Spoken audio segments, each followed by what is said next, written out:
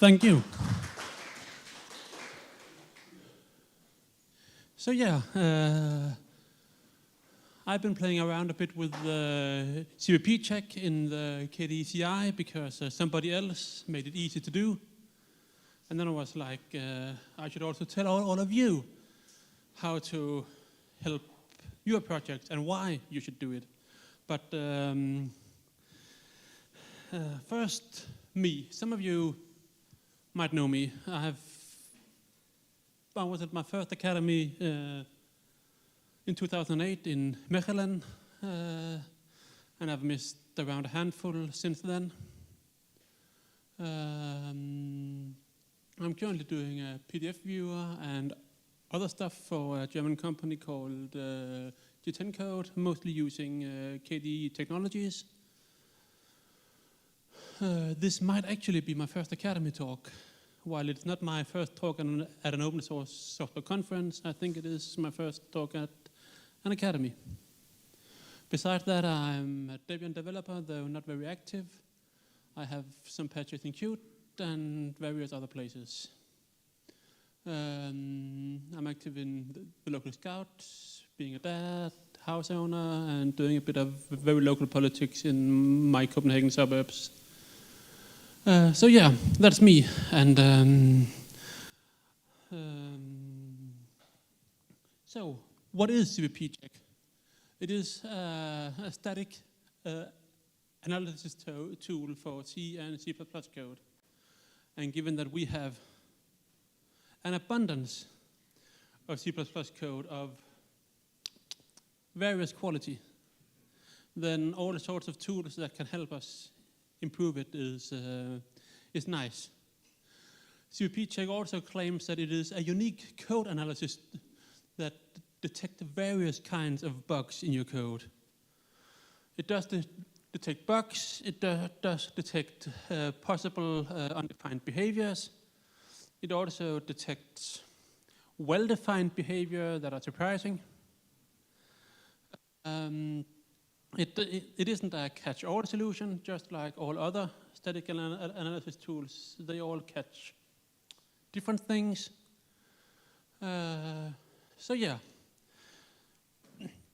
that is CVP check. It finds possible null pointer dereferences. It finds returning parts of temporaries or temporary pointers or such things that is likely a thing to blow up in your face. It tells you when you have things that could be scoped tighter to not leak all sorts of variables and state possibly to the rest of your scope. Initialized members, it encourages you to add const to all of the things. If you're missing an explicit in front of a constructor, if you should have a move or copy constructor, it will tell you, and so on. C-style casts, it also tells you about, and if you're calling virtuals from constructors or destructors, it will also yell gently about you at you for that. While virtuals from a constructor is kind of well defined what happens, it is often surprising. So yeah, that is some of the things what it finds. It has some pros and cons. Over to the left, I have a couple of the pros, and on the right, I have a couple of the cons. And some of them are kind of the same, just look differently. It uses defines for flow control or features or platform-dependent things. It does not see defines as a way to write code, which means that if you're using defines to write code, you need to help CVP check.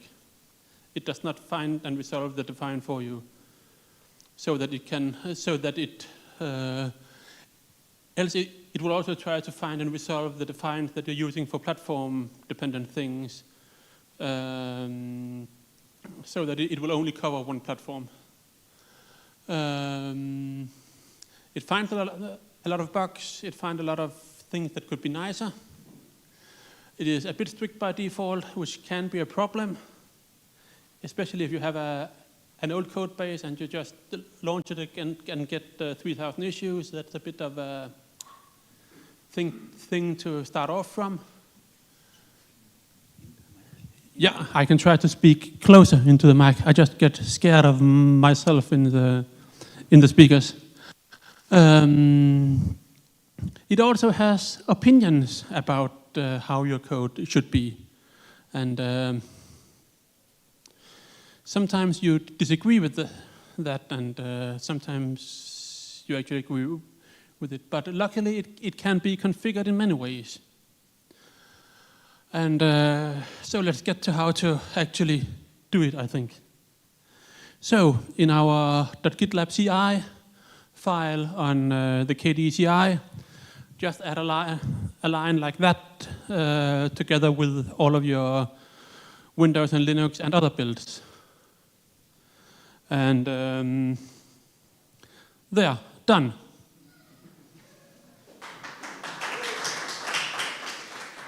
But well, if it was just that, I would not have submitted an entire talk. Because then it starts saying something like this. Code quality scan found 414 new findings. And then we can start looking at it. I've just sampled a bit. I think this is from Cleopatra. It could have been almost any of our projects that haven't done any setup other than adding the line. There is an unknown macro somewhere. Configuration is required. Yeah, we should teach it how that define should be handled. The class change pin command defines the member function with the name defunc, which is also defined in its parent class. That is a thing that we often see, and we should probably just silence in the places that does it. It is a way of how we are implementing D-pointer hierarchies, where everything is having a defunct pointer that is not virtual, not using overrides, not doing anything like that. So any sane tool should tell you that it's a bad idea to, or it is surprising to redefine a function of the base class that isn't virtual. I would also love to say that many of our D-pointer hierarchies is not actually needed. They are just done there because it's cool. So this could also be a way of maybe reducing that a bit. While it gives some theoretical optimizations, I also think it complicates the code in many places more than it helps. Then I also found in the same 414 condition, PGP key size equals 1 is always true. And when one starts reading the code, it's correct. So we are having an extra check that is just to confuse the next reader. We are having, if not empty, then if it's more than 1, then else if it's 1, and then nothing at the end. So, and then last but not least, we also have a lot of consider using std copy if algorithm rather than a raw loop or various other things like that. And this is where CVP check has opinions. I know that some people love the for loops.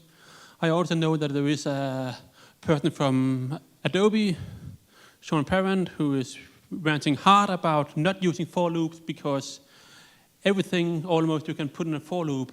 There is also something fitting in std algorithm that would fit even better. So use that instead. That also has the advantage of separating, iterating over the container from the stuff that is being done to the container. So yeah, that is some of the things to look into. Yeah, as I was saying, defines if they are they're expected for code flow control, either for features or for platforms or something else that makes the preprocessor skip a part of the code. If you want to do defines for code generation, then you need to teach CPP check about it and add an XML file. There is also two kinds of defines that are used for code generation things in Qt and KDE code. One is just macros that are there for mock and defined to nothing. Then we also have macros that are just factory-like statements with, from a code analysis point of view, not important content. And those we can just tell CPP check that they, if you define, pretend it doesn't exist. That is also what is done in CPP check itself in the Qt component for the QObject macro, QML foreign macro, and QProperty, and all of those that we sprinkle in our header files that are markers for mock and effectively defined to nothing.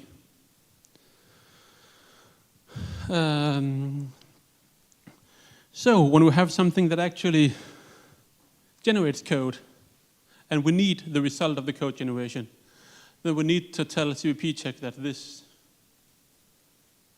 is the K-win singleton structure define is supposed to be expanding to that. That is a normal-ish singleton pattern, but please don't use singletons if you can avoid it. But that's another thing. But yeah, you need to tell it so that when other parts of code calls the self function, then CPP check actually knows what the self function is and what it's supposed to be returning.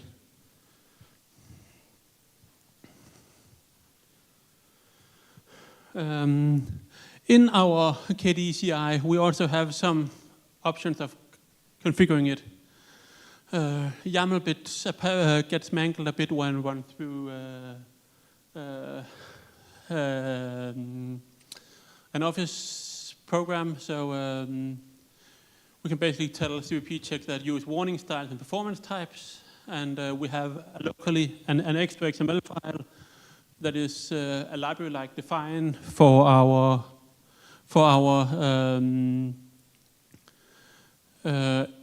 extra defines or other such things, and we also have a suppression file with various custom suppressions,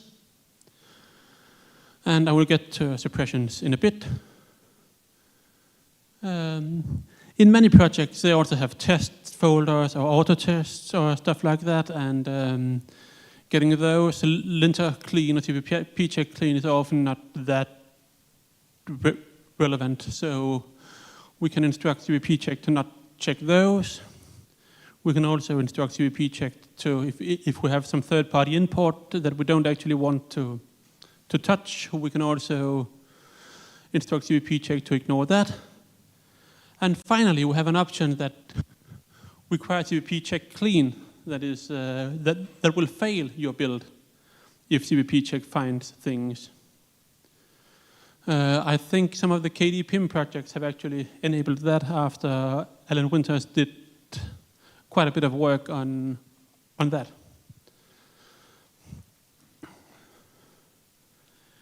So yeah, we have suppressions. They can either be per line, or they can be an XML file for your project. And the per project ones is mostly either if you have a different opinion, or if there is some pattern you want to use anyway, even though CPP check flags it, or the dpointer hierarchy pattern with the defunct that we saw earlier could also be a thing you would put in the per project XML file. You can also do it on a per line basis, saying Here we know we are doing something weird, or we're doing something that CVP check doesn't understand. So we also have that possibility. And let's get a couple of examples for that. Here we have, if one is not Sean Parent from Adobe, then one could add this don't flag the user STL algorithm check for me at all. I have added that to quite some projects because at least the code is not wrong. It could just be better. But that could also be a thing to take on later. Then this is the blurb that is needed for the defunc depointer hierarchy thing, which is basically you both want to suppress the fact that both the parent and the child classes have the same function name defined, maybe with different signatures, maybe with, but at least the virtual and overrides. And there might also be some places in your depointer hierarchy where you are creating the defunct because you're doing it, and you don't want CVP check to yell at you over having an unused private method. So that is the blob you need to put in for that.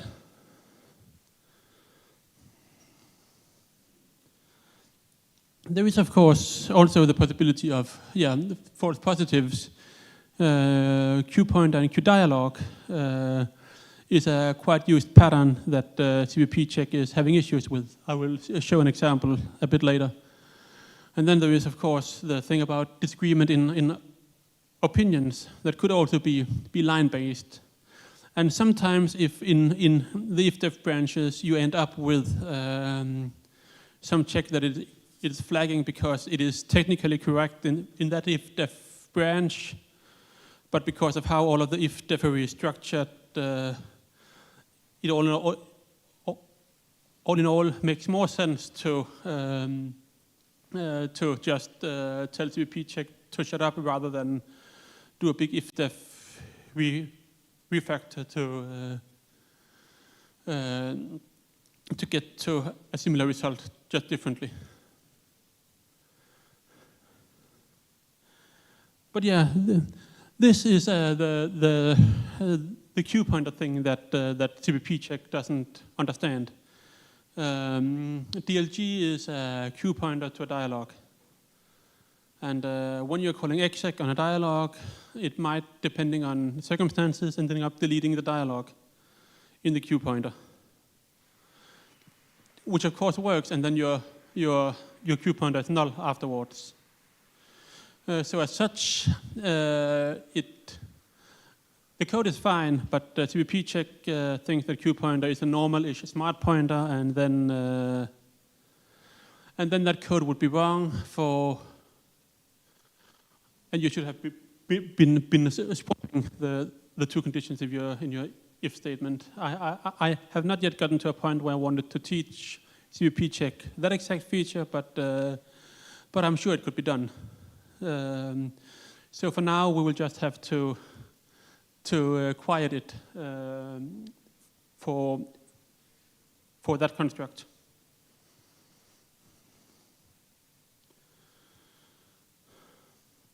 So I will go to first a couple of examples from my slides, and maybe I also have a couple of upcoming things we could, or things that I just took from a run earlier this weekend. Here we had in some corner of KWin a range-based for loop over. I think it's a list of some sort, probably a queue list, and then we were appending to the list inside the for loop. I'm not fully sure how that is supposed to be working in a theory, but in practice we were lucky that main windows almost always returned a single element, with and that window had no main windows. So we were lucky to not have actual issues here, and I'm not fully sure how it would behave, but let's just fix it, rather than discussing how things you shouldn't do is actually going to behave. Don't modify the list you are range-based iterating over.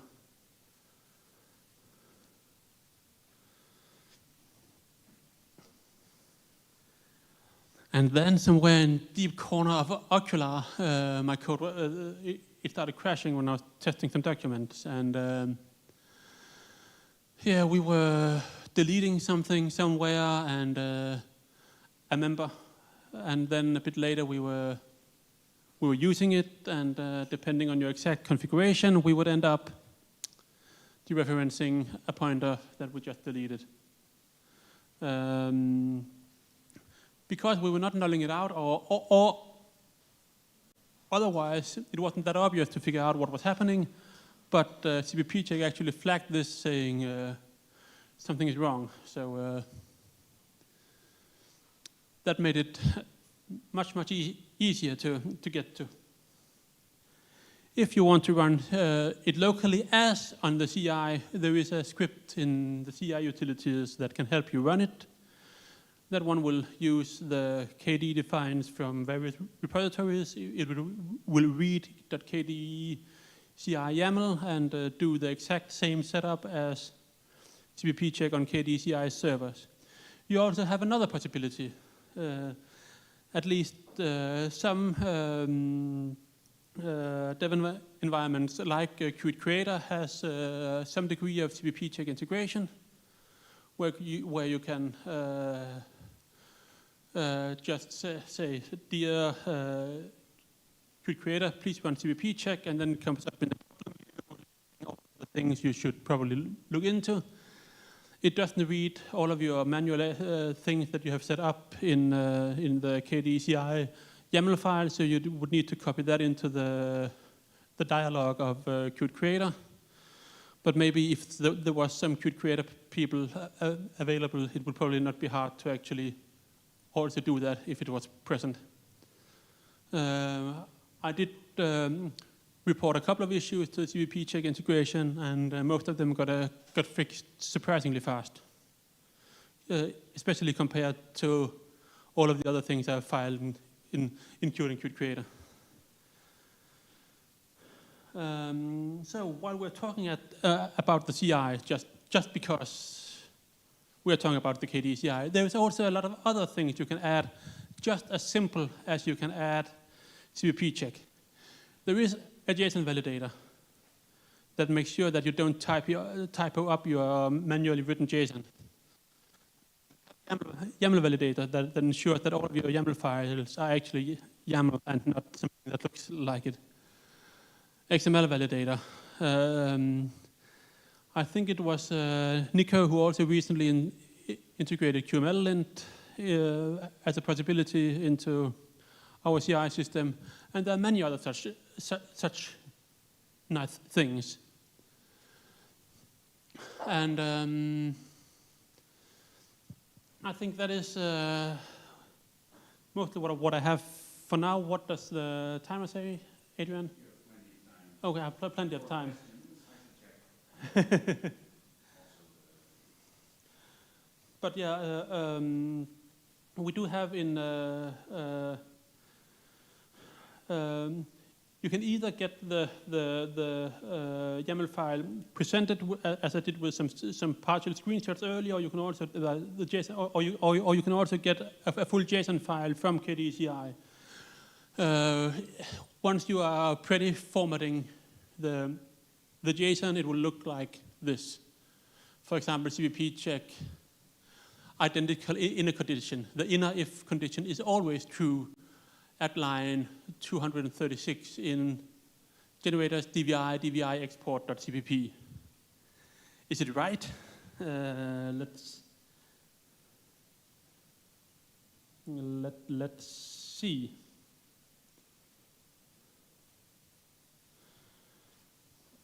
So the inner if on line 236, if parent.current page is less than new file.total page, is that always true? Given the thing in the for loop, I would tend to agree. So yeah, there is at least some redundant code that I think is left over mostly to confuse the next reader. But yeah, I was looking at a couple of projects. I also just took a single thing from K-core add-ons. Return value of the stop entry scam is always true. On line 1749 in KDearWatch CVP.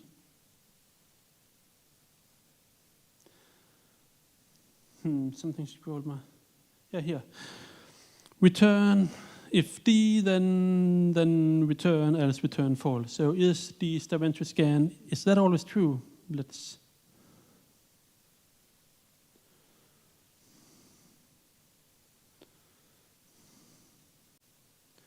see if I can remember where I put it.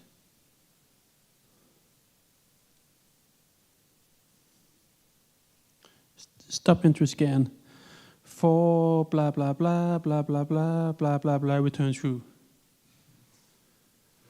Yeah, I guess there is some possibility for simplifications here.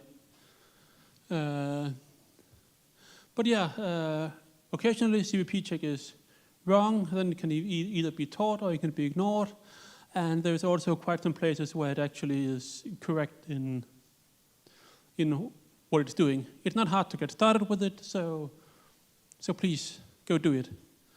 And now, time for questions.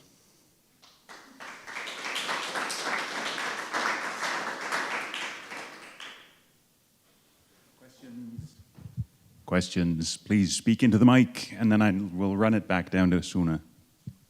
Yeah, not a question. The QML linter is not really calling the QML linter; it's doing something else altogether. You mentioned on the lines. It might be a QML linter, but right now it doesn't call QML lint. That was more of a comment than a question. And I would like to. In KDE, we don't always do things in one way. So we have both the real QML linter, that is a thing you need to enable for your main build, that then output a code quality thing for GitLab. We also have another QML lint job that is some guy who did 2 or 3 manual grep-like things across QML files. So we have more than one way of QML linting, and they actually find different things. So again, sometimes, and I've been told that in Q611, the things that the manual QML script parsing grep-like thing is doing should be redundant by then. But the other one that actually enables the real QML lint for your main build is enabling the real QML lint. So we're just hoping that somebody in the back will make it even better. All right, I see someone in the back with a question or a comment. What is the relationship between CPP check, Clazy, and isn't that all subsumed by Clang Tidy these days, or is there a way to? For me, these are all things that are yelling at me for my code. So many things asking for attention. Yes, Clang Tidy and Clazy does some stuff. CPP check does some other stuff. I have not seen a place where they disagree that things are bad. I have seen plenty of places where they flag different things. That is not much different than when you're having a compiler error you don't understand with one compiler, you try the same thing with a different compiler, and suddenly you get something useful out of it anyways. So it is just 2 different tools that solves more or less the same problem space. They just have picked out different things to look for. I'm guessing that if somebody had infinite people for infinite time, they could take all of the CVP check things that Clang Tidy doesn't have and implement them there, but it is just one tool that flags this and another tool that flags this, and there's a lot of common things in between them, but they flag different stuff as well. Any other question? Too many questions. I'm choosing the person in the cute T-shirt. Sorry.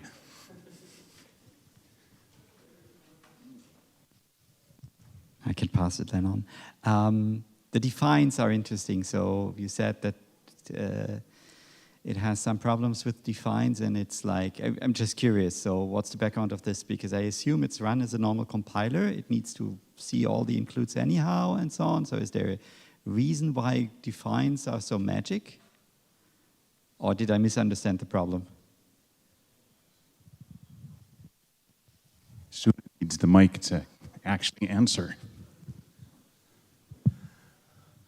For some reason, it isn't resolving all of the defines, but all of the includes, but it also it wants to cover all of your branches in your if-def feature stuff and if-def platform stuff.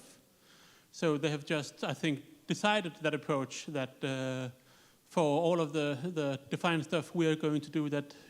You're using it for feature flags, or you're using it for platform specific stuff, and thus I think it's just a design decision that they have made to do it. And given that it is a one-time setup thing for a project that might take half an hour for those defines, unless you're big like Qt, but that has been going on for a long time. There is mostly a complete define setup file in CVP check for Qt. So all of our relatively small projects in KDE, even a big one like Ocular, only took a little bit of time to get the 3 or 4 defines put into an XML file. So I guess it's just a matter of project priority. I'm not in any way involved with CVP check. I'm just a user of it and have submitted a couple of extra define checks to upstream, but that's it. One more question from Würzburg. Do we have a set of shared defines so that not every project has to start their own define K something and Q something, but basically can just copy paste it or directly include it in the YAML file?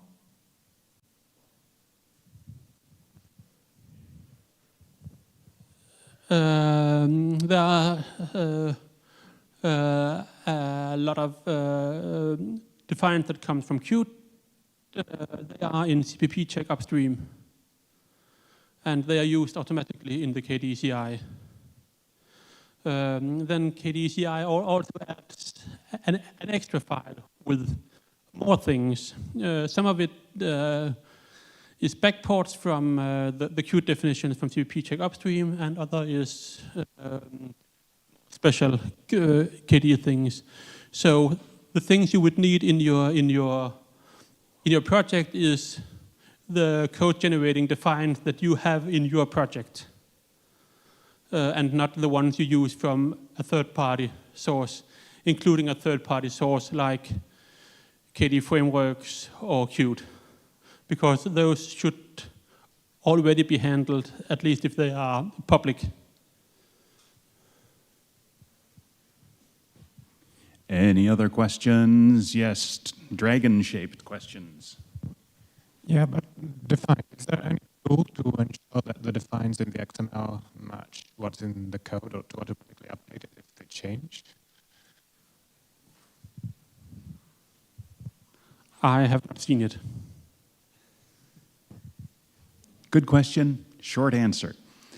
Any other questions?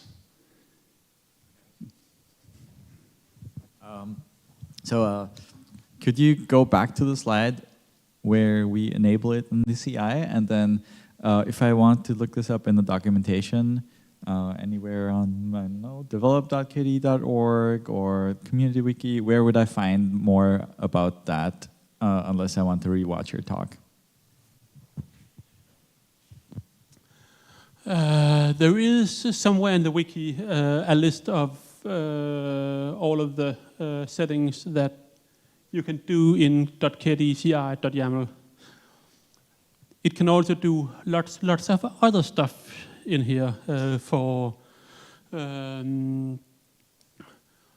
is unit tests on a platform, is that supposed to be a blocker or not? That is also going to be defined in here. We also have stuff like if you are enabling the XML validator tool and you actually want to have bad XML in your repository for some reason, it could be for unit test purposes.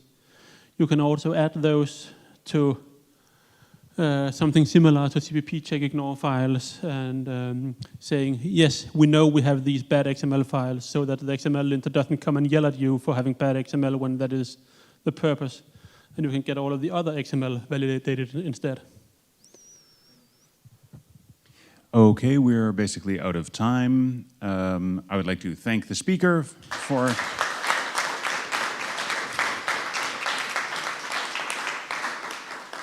This wraps up the morning. It's lunchtime. Head upstairs for that. At 1, there will be the group photo. I think it's at 1. Check your schedule. Group photo is somewhere. I do not know where it is. I will follow everyone else. See you later.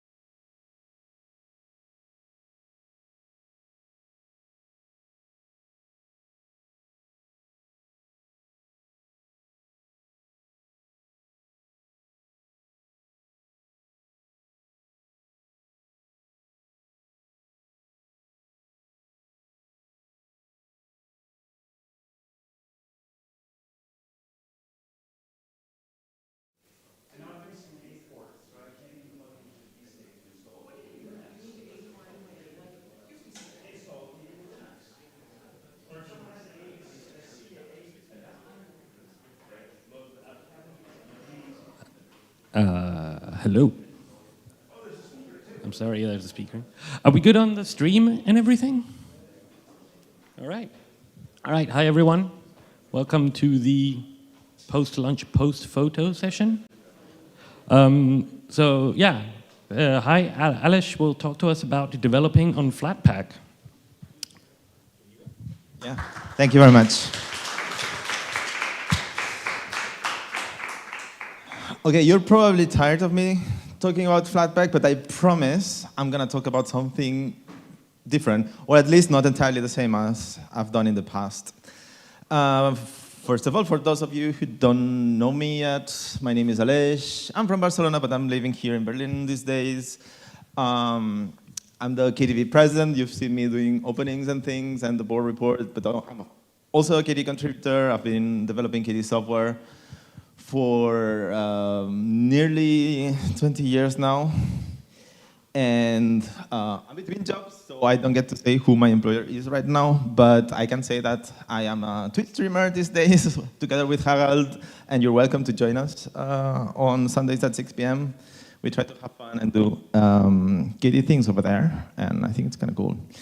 And actually, this presentation is in big part inspired by discussions we've had over there, also discussions we've had in many other KD forums, and yeah, let's get into it.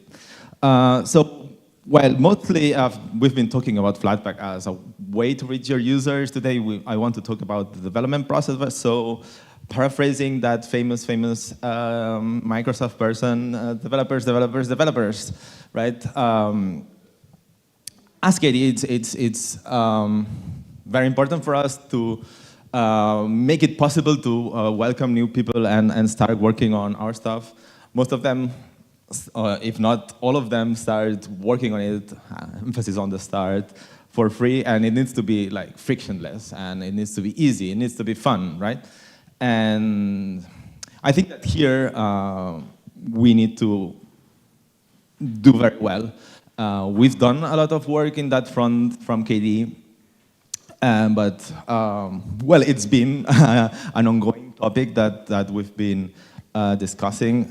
We've tried to address it many times. Actually, we've had goals on such topics since we actually came up with a goals concept. Like in 2018, on the round of goals, Neophytos suggested them actually want, so to speak, if it's a winning to get the goal. The microphone is working weird. Do you hear me right? Yes. You hear me right, all right. And it's just me, I'm broken. 2018, we had the streamline onboarding of new contributors goal. And actually, a lot of these discussions were already happening back then, even on the Flatpak, with Flatpak on the equation. Actually, I was looking earlier, my first commit on the Flatpak runtime is from 2016. So actually, we can see that here it was like kind of started already. What Neophytos was trying there, for those of you who don't know Neophytos, he's not coming from this super technical angle, but more of a like, how do we include people, how we can make sure that people can contribute, and obviously like Ask KD, which is a wide and heterogeneous community. It's not just developers we want, but definitely the developers is part of the things we need, right? And something that was discussed was already doing Flatpak there. On 2020, we had the goal called All About the Apps, where we were, again, talking about making it possible for KD to start shipping applications to users directly, having the packaging, so to speak, happen within KD rather than by third parties elsewhere. And Flatpak, again, was very much part of the equation and the discussion. I was looking at the 2022 goals, and I thought, why isn't there one that was directly related there? And my conclusion was that we had the Wayland one, and all of us were thinking about Wayland things, and we couldn't think about apps for a while, which actually I think it kind of makes sense. And this, on this round, we have the streamlined application development experience, which is, again, somewhat entirely on this topic.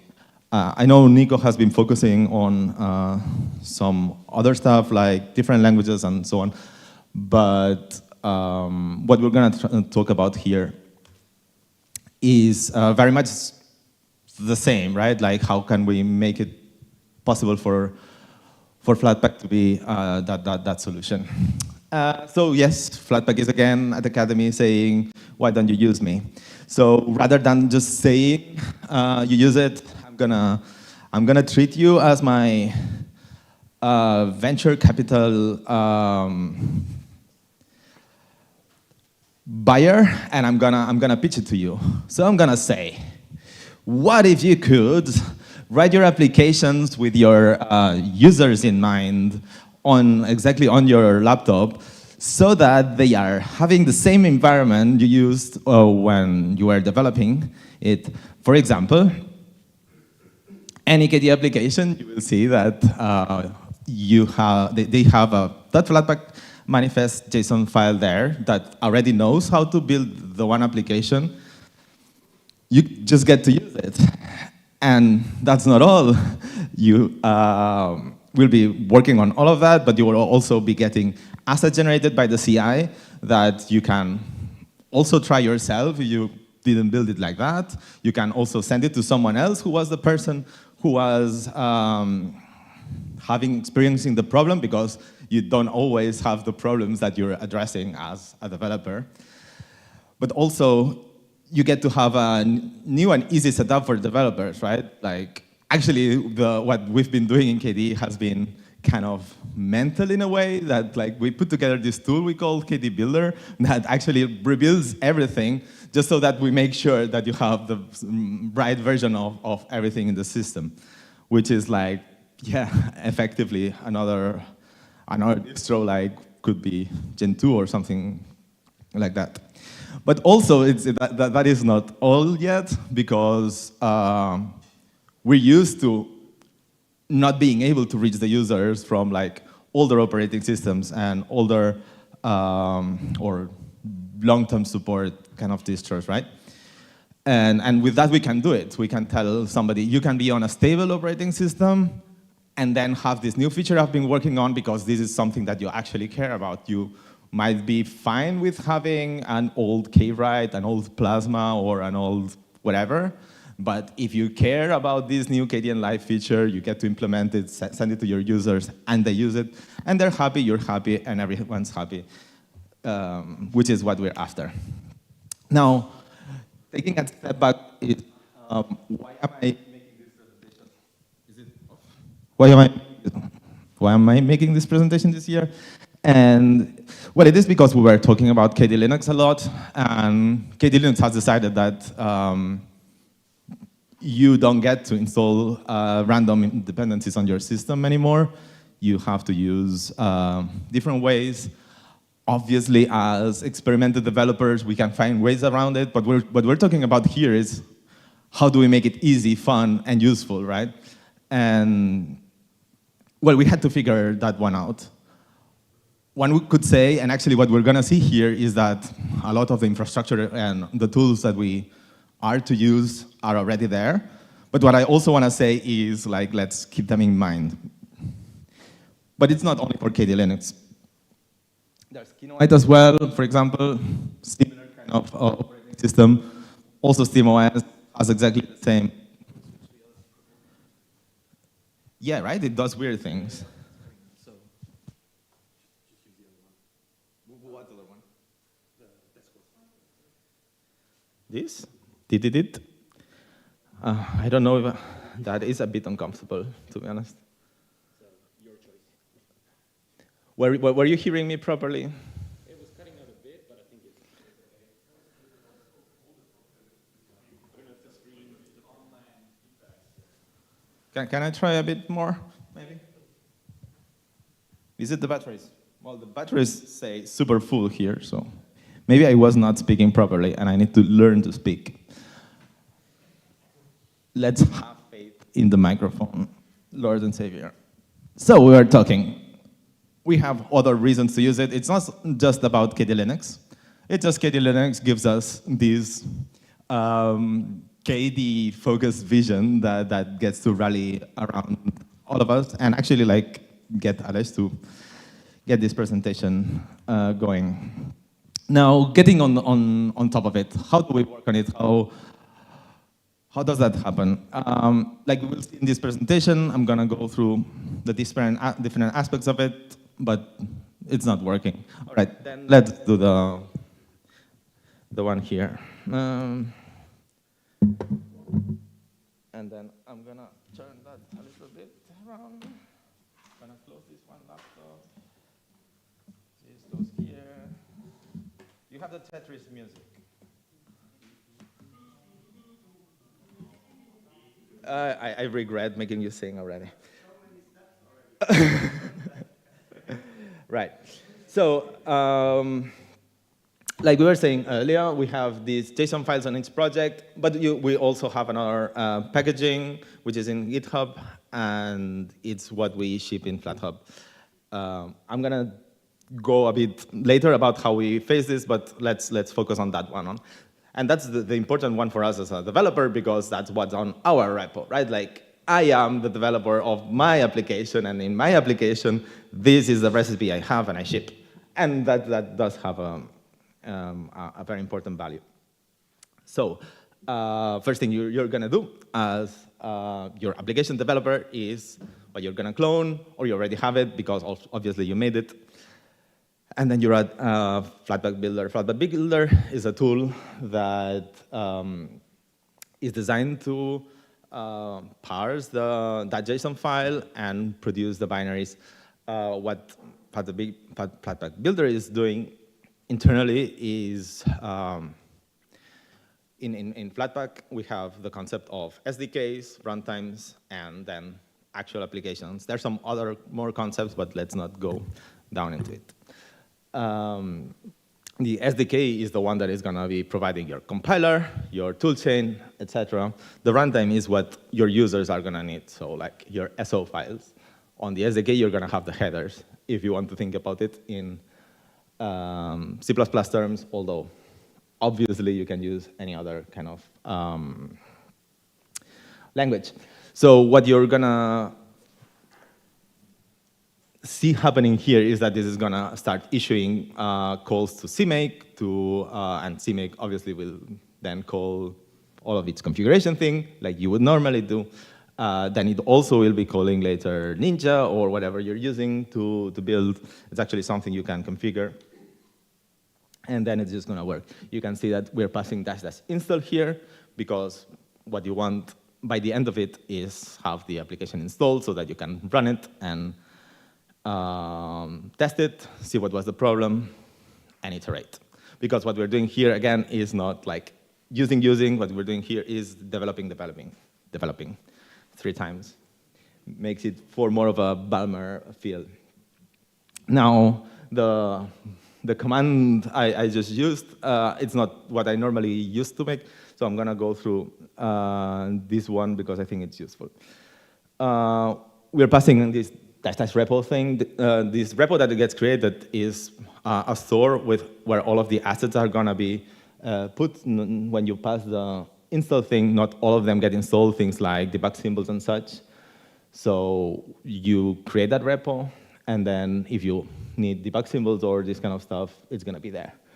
The first clean thing, what it does is, you can see that there's a first argument called app. This app directory will create, well, the things that you're installing. Like, you can think of that Flatpak as a tar thing that becomes that one package. So in the app thing, you see all of the things that are there. And the force clean will remove it so that the next run will have it clean. If you don't pass force clean, the next time you run it, Flatpak Builder is going to say, app is not empty, you need to build to clean it, so you might as well do that, or just add a rm minus rf to the directory, which would more or less be the same, but why bother? Always pass that argument, that's fine. Ccache is also very important. It would be important normally on your development environment, because why do you want to ever build something twice?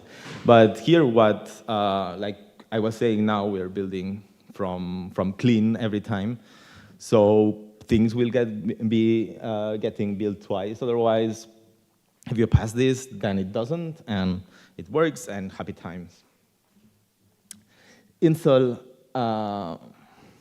we already talked about, and disable updates is good because otherwise, like, it starts checking that all of your dependencies have updated, and like they won't be updating every time. Like, if you run this thing every like 2 or 3 minutes, you don't need to check that, I don't know, cake or add-ons has changed or whatever, right? So you pass this thing, and it's just fast and happy, and yeah. That line wasn't great, I admit, but it's free software, so we get to fix it, we get to improve it.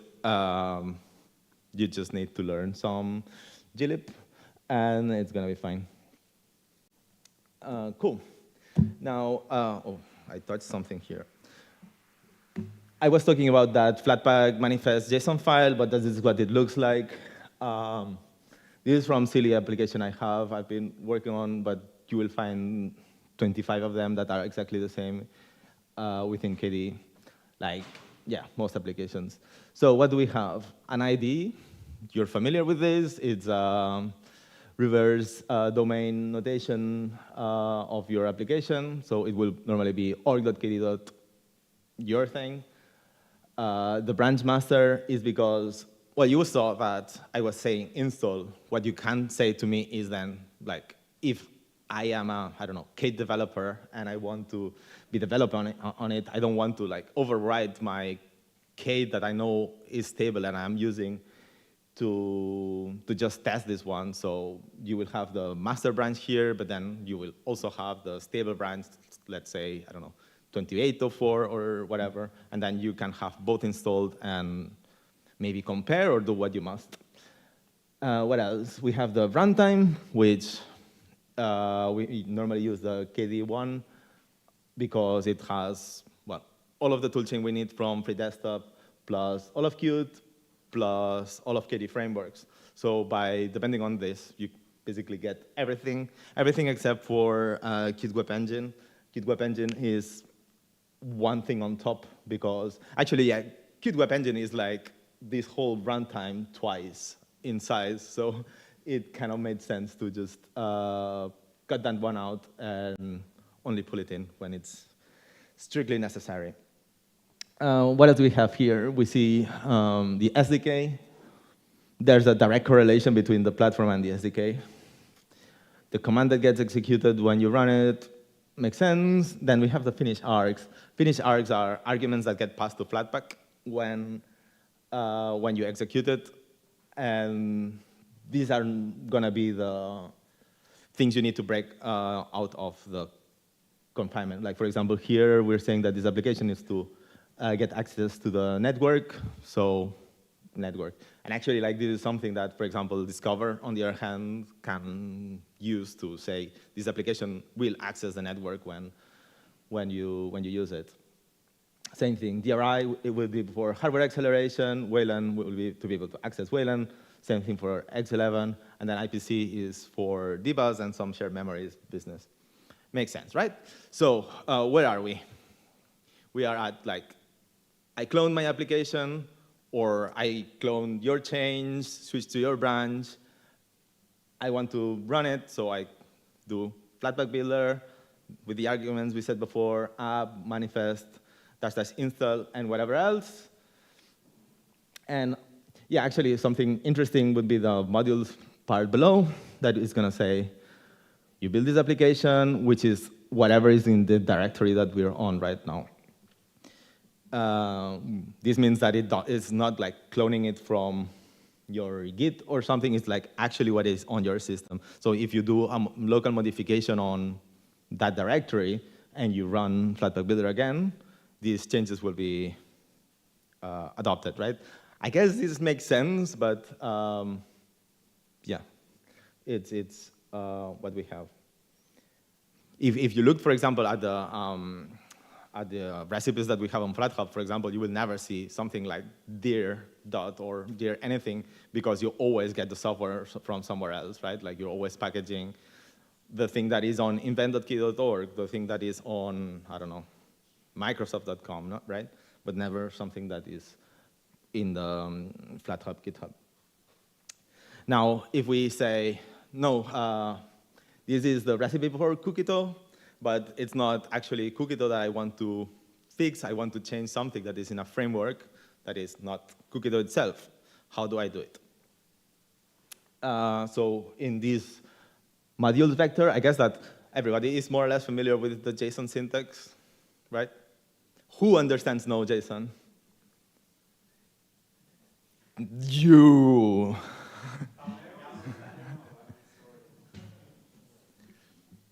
Well, even Harald understands JSON, even though he says he doesn't.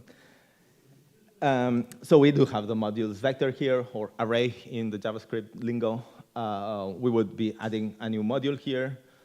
For example, if we wanted to add Kirigami add-ons, that we wouldn't be cloning Kirigami add-ons, because what we want to do is to test the change we are doing. So we do the dir thing, the dot, the directory we want to use, and again, it will be like compiling and running the things that are there. And now it's when you say, what happens if it's something that is part of the platform, it's something that is part of the SDK, how do I do that? And what I would tell you is just do the same, right? Be it Qt, be it Kcore add-ons, be it actual Kirigami. What we do in Flatpak normally is the SDK and the platform will have everything in /usr within the container. Your application, everything will go into /app. So your application, when it runs, it will look at /app, do its thing, and if the library is there, it will pick the library from /app. If it's not in /app, it will look for it in /usr. So if you just build a library on top of the platform and within the application and put it in /app, it always should work unless like there's some weird bug somewhere that says it's looking for things in the wrong place or whatever, which could happen, but it doesn't normally, and if it does, it's a bug, and we might as well fix it. Is that clear what I'm talking about here? If you're super confused, raise your hand. My goodness, I'm so good at explaining myself. All right, so, Right, so what we were talking about now was modifying the manifest to our advantage, but then at times it's not exactly what you want. Then there is this other different approach that you could also decide to use and might as well be useful. For example, earlier I was talking about how you want to use --install application and then execute it normally like you would the application. Something that you can also do is use the Flatpak builder, --run app Flatpak manifest, which we would use to like set Flatpak in the settings that like it knows what it wants to do, and then execute your binaries. For example, you wanted to run unit tests, you wanted to run the application itself, right? You can use it with that. And yeah, that's also going to make it possible for you to do most of the things. Like the thing that worries me, and I think that worries you when I am talking about this kind of tooling, is that you don't want to see yourself in a super stretched kind of situation and don't feel like you can do everything. You can do everything. Everything is doable. We just need to find the right environment. And for what it's worth, the program might as well be Bash, right? And then you will be inside of the build environment within Bash, and then you run your things inside. Something that you can do, for example, I worked a few years back in Kdevelop integration for Flatpak so that you can work on all of your projects within it. And what we're doing there is we call CMake from this. Like when you add a new project, we don't modify the manifest. What you do is you call CMake on a repo, you build it, you install it in the /app, and you put everything there. And when you execute something, you run all of that plus executable, and it runs, correct environment, awesome. when we run GDB, all of these things, GDB, it takes the GDB from the SDK, not from whatever is in the system, which is actually what we want, and it does its thing. So this is super powerful, and I think that, yeah, it's something that you will probably want to keep in mind. Something that also happens is, got a crash in Flatpak, what do I do?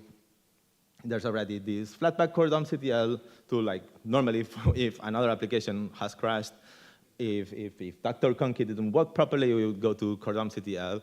Flatpak core dump.ctl is one that is designed to understand these intricacies from Flatpak, and it's also gonna do the right thing. And that works just fine. Now, yeah, we talked a little bit about this, but like, if you want to test an MR, what do you do it? So you git switch to that branch or whatever, like you would normally do on your system. You run Flatpak builder, and then you test what you wanted to test, right? If you want to test an MR that is in a framework, you add the, you put all of your repos in the branch that you want, then you also include whatever you want built into the manifest file, or do the weird Flatpak builder line if you actually want to have like super duper control on there, and then you test what you wanted to test, and then profit again. And actually, like, this is super powerful, right? Because you don't even need to be doing all of this testing in that same computer. Like, let's say you have a super powerful workstation that you like to use to build things, but then you want to test things on your low-powered Intel tablet, then you can build it on your desktop. You can export it into a file. This is not something I included, but like, you can find the line you run easily. You send that file, you insert it on the other device, and then you run it. And that also just works. To the extent that, for example, when doing tests for Plasma Mobile in the very, very beginning, I was already doing that. Because actually, like, building on a normal workstation with ARM emulation was much faster than building things on the target device. Which maybe it's not a thing anymore, but like back then, getting a server with ARM was super, super complex. Something to also keep in mind is that a lot of editors and IDEs like to parse all of the files within your project directory. If they happen to pick up the Flatpak builder or the app directory, they're gonna start parsing and analyzing a bunch of files that the editor probably doesn't really care that much about. Keep that in mind and do what you must. Also know your editor, know your tools, right? That's a given, I guess.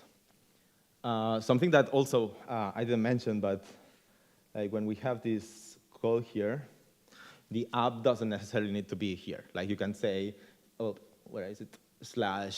/home something app banana, and that's gonna be fine. And then it's not in your directory, and then your editor is not gonna pick it up. Well, do what you want with it. Just don't waste your CPU cycles, because then polar bears die.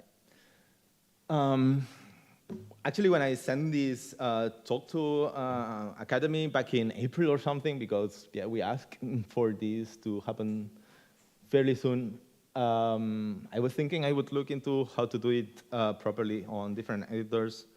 So yeah, that's what I did. One thing I wanted to look into is how would we do properly LSP on these systems. LSP being the language server protocol, it feels like it probably would be the right way to approach this. Okay, let me do a disclaimer here. Like, when I started working in KD, one of my first things was working on KDevelop, because I personally value a lot having an editor that is powerful and understands the project I'm working on. But I know that many of you folks don't care about that. So do what you must. Like, you don't need to have ClankD running. If it's something you care about, well, that's how you do it. Here you can see that there's this environment variable called Flatpak enable SDK well, ClangD is not part of the SDK by default, but if you pass this environment variable, Flatpak automatically detects that you want it, and it's going to get loaded. So then you have this path at the very end. You can execute that thing. It exists. But for example, GDB is part of the default SDK, so, or the default KD SDK. So GDB is already in it, and you don't need to pass that environment variable. Although if you pass the environment variable, it's fine because like it's still there, right? So ideally, what you would want is to have your editor. What you want to do is have proper Clang completions and warnings and stuff. You would want to have your editor run it like that, and then it's going to be issuing the right calls because there's the protocol, and it's going to get the right information back, and it's going to be awesome. But yeah, know your editor. Like many people use that with Vim, with VS Code, with Kate. Actually, I started looking into how we would do that in Kate, and like for example, Kate is right now expecting ClangD to be in the host system. So I made a small merge request to make it possible to abstract that out somehow. And we're having a bit of a conversation there about how to make it happen more or less easily, but it's going to take some time. But it's certainly doable, right? Like, as soon as the process is running, it should be fine. Maybe VS Code is a bit weirder. Actually, VS Code I was expecting to be awesome in that, like, it seems like the cloud people and such love it to the extent that I don't really understand it. But people were telling me, it's so easy to extend, it's so easy to do the things. Well, I started looking into how people were doing this kind of stuff. They are asking you to create weird wrappers to set the environment variable, and then like you would get all of this script to become what it expects ClangD to be, and then you need to add settings.json file that will call the right thing. I honestly wasn't able to make it work properly, but maybe you can. And if not, you can use kdevelop. Like I said, I've been developing that for the longest time, and it's working quite well, so you might as well. We don't have a whole lot of time anymore, but I mentioned that I would talk about what we have in FlatHub. We have the manifest within your repo, and then we have a manifest in FlatHub. These are two separate files. It has its pros and its cons. I would say, as a maintainer, you should make sure that you're on top of both of them. You make sure that on FlatHub, you know what the dependencies are there, and on your own repo, you make sure that they're the same but more up to date. And what should happen is that when you make a new release, the one you have on your repo should more or less become what you have on FlatHub, with the difference of that on your repo, you will have the path, the thing I was showing earlier to dot, and on FlatHub, you will have it point to KD, which is, yeah, a little bit different. It will happen at times that something you don't know how to make happen with Flatpak. It can be that you need to pass an extra finish args, maybe. It can be that it's simply not possible. Let's have the conversation. It might happen. It probably will happen to you, depending on what your application is like, much like it's happening for us on Wayland already and stuff like that. So you just do it. And we talk about it. If it's fixable, if it's a good idea, we can submit it upstream. If it's not, we can be sad, hug a little bit, and move on, maybe have a beer or two. But yeah, that's more or less what I wanted to talk about. Remember to keep your Flatpak manifests fresh, to sync it with FlatHubs, making sure that your users have the best experience according to your perspective, because you're the one who understands your project more than anyone else. Don't expect somebody else to be packaging your application, or at least not to the extent we were used to. And join upstream, be upstream, right? Like when something is not possible to be done on Flatpak, like on Qt or wherever, what we do is we look, we fix it, and we move on, right? Which is what we also should be doing here. Yeah, so that's what I wanted to talk about. In case there's any questions, we might have some time.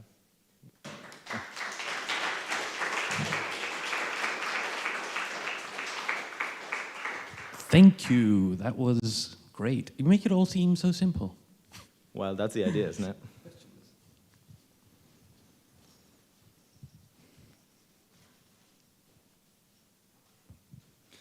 I have a question that's somewhere in between development workflow and distribution. So one thing that I really like on Steam that I've always been a bit jealous of is that as a developer, you can have named beta channels there, right? And you can tell your user, I tried fixing this for you, or here's a fancy new feature.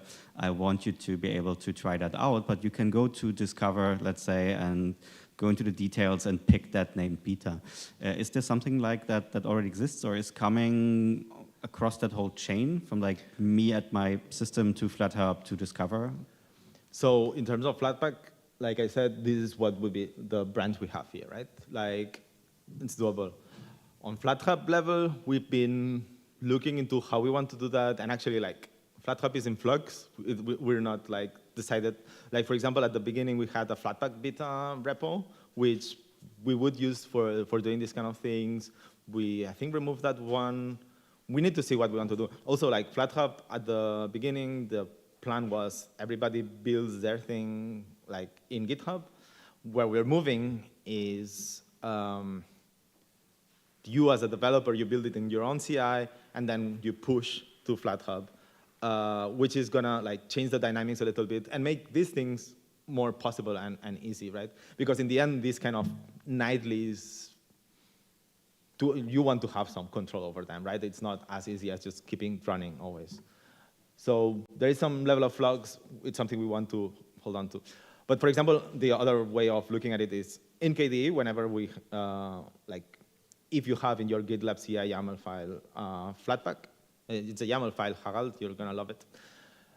You will get a Flatpak asset, which is a file that you download and then you install, right? So for each merge request, for each commit, so to speak, you're gonna have that, so you can already do a lot of that. Do we have any other questions?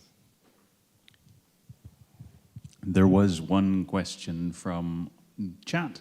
Does anyone know if there's an official Flatpak manifest JSON schema? The answer is yes, because it's in the Flatpak builder folder. Thank you for the question and the answer. Thank Silver Hikari on chat. Good.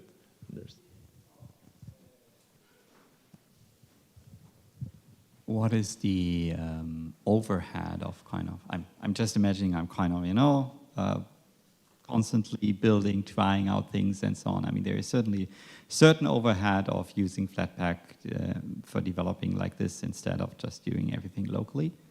So is that noticeable? Is that something you don't mind at all? I think it's very acceptable. It all depends on the size of your project. If your project is humongous, you might want to like not do the whole, just trust the C cache is gonna cache all of your objects, and instead do the, like run your build process within the container, right? Like then you run CMake and then you run Ninja, and like it would be exactly the same as without any containers. But effectively, like it should all just work, and it's not that bad. Right. One last question. So there are quite a lot of tooling for Flatpak, like the thing you showed before, really like to not have these long commands anymore and do like these clunky things with Flatpak. Also for things like spawning a shell and doing stuff like that for development. For example,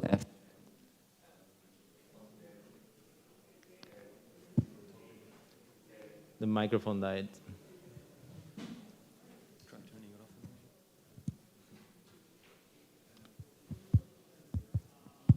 I can hear tapping. And also VS Code extension, as far as I know, working for this use case? Or? Well, I did try, for example, the VS Code integration, and well, it wasn't doing what I was hoping. Like I was hoping, for example, that it would set up for me in ClangD and stuff like that. What it was doing was executing Flatpak builder, much like we're doing here on the terminal. Like it does some things, it's useful, but like from a IDE integration perspective, what I was expecting is like actually set up the like what I want from the editor is the editor integration aspect rather than the execution of my application. But like, yeah, it's a step in the right direction, and I'm sure like there is lots of work we can do. And I'm sure that I missed some of the tooling, like maybe some of my information is out of date because, yeah, I've been doing that for quite a while. Cool. All right, we're out of time, so. Out of time. Thank you again, Alesh.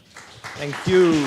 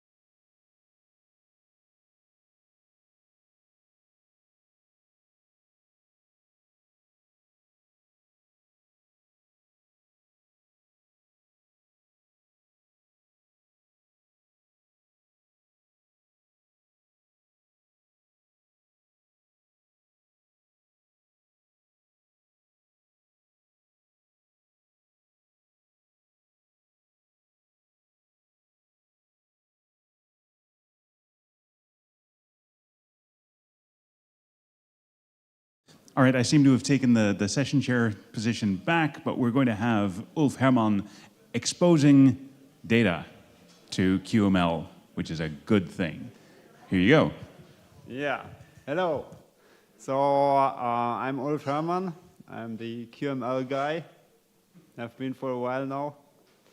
Making things happen on QML, like compiling to C++ sometimes, and like adding things that nobody expects sometimes, and most of the time fixing bugs that annoy you sometimes.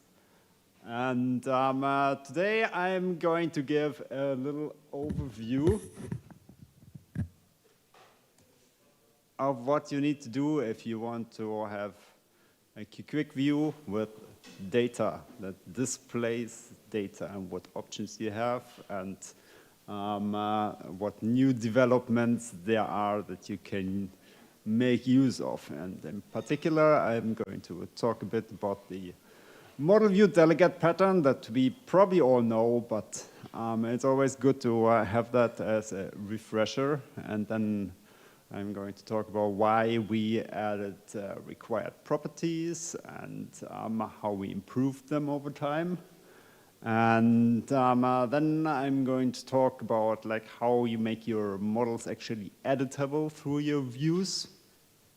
And there are a couple of things that we've added there too.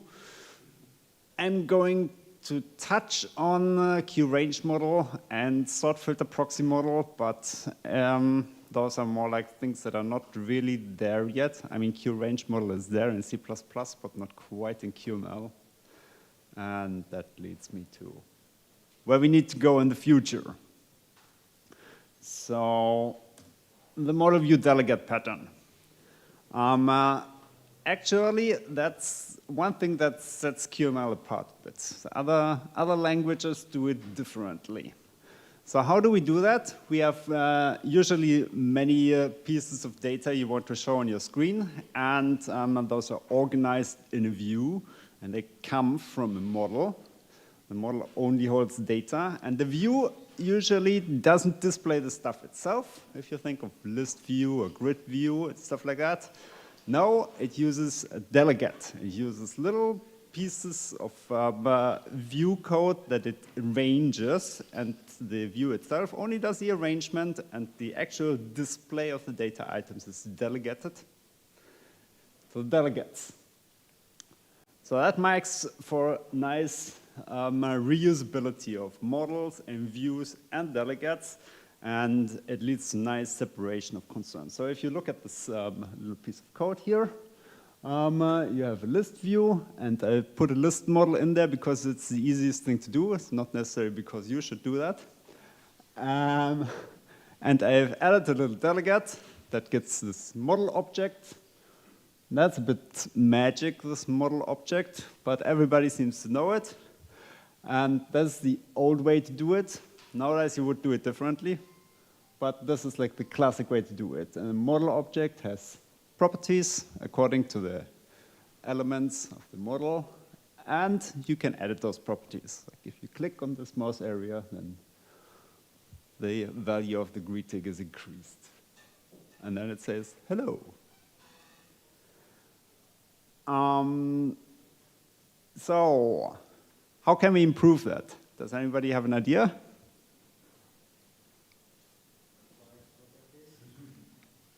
Yeah, but before we had required properties.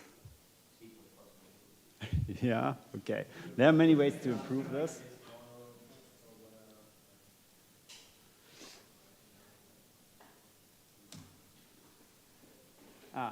But first, like, why do we do that? Yeah, because separation of concerns, of course.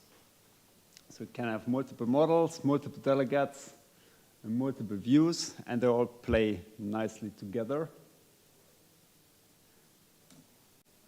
As long as you do it right.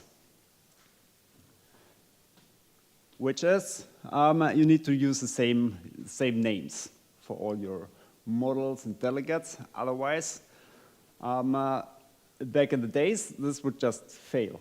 I mean, it still only fails if you do that. It displays the emoji bake instead of the text that you expect. And it doesn't really update anything if you click the mouse area. That's too bad, because you use the model that has fruit and quality instead of greeting and value. And so we were thinking like, okay, what can we do about that? That's like not really what we want to happen, especially because it's silent.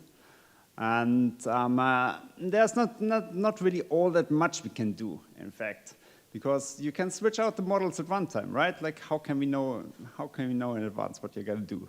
You can switch out the delegates at one time. How can we know in advance like what your next delegate that you've loaded from somewhere will have?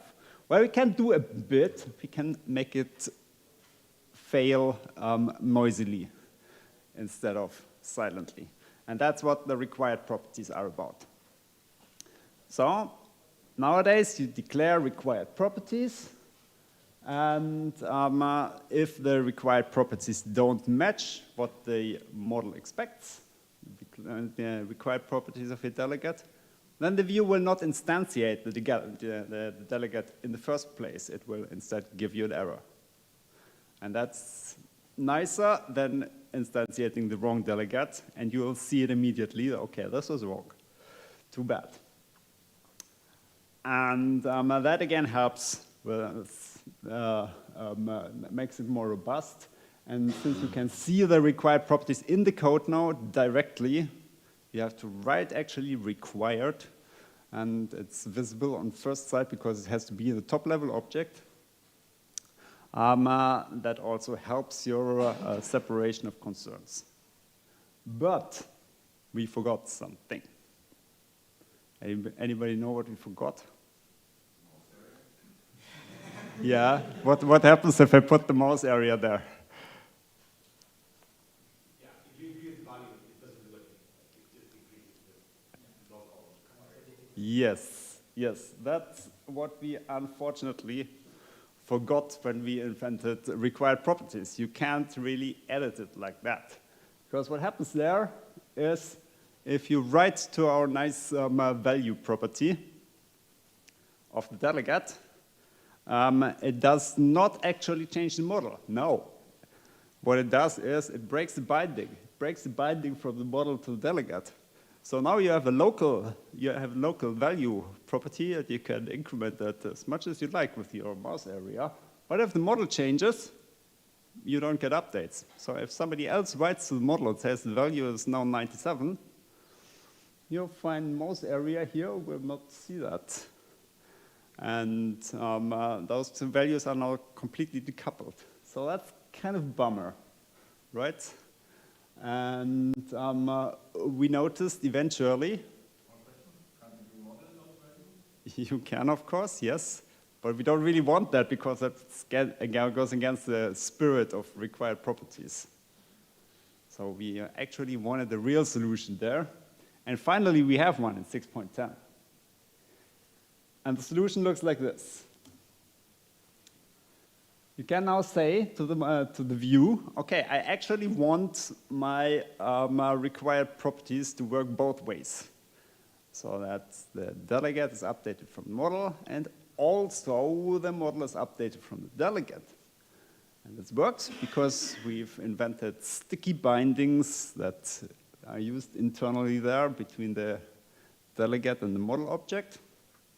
And when you write the model, the bindings one binding is triggered, and when you write the delegate, the other binding is triggered, and neither of them breaks the other one. How nice. And like just on Friday, I managed to actually also make it debounce. So if you write the delegate, the change doesn't propagate back to the delegate, and if you write the model, the change also doesn't propagate back to the model. So this is in 6.10, and you need to get this opt-in there, delegate model access, because it's obviously a change in behavior, and we can't just do that silently.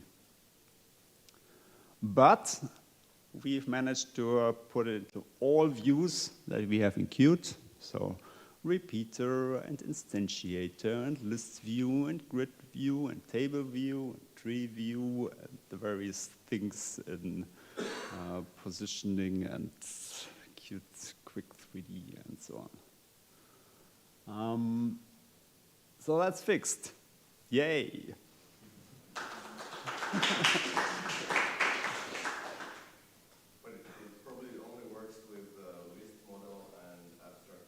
No, it works with all models.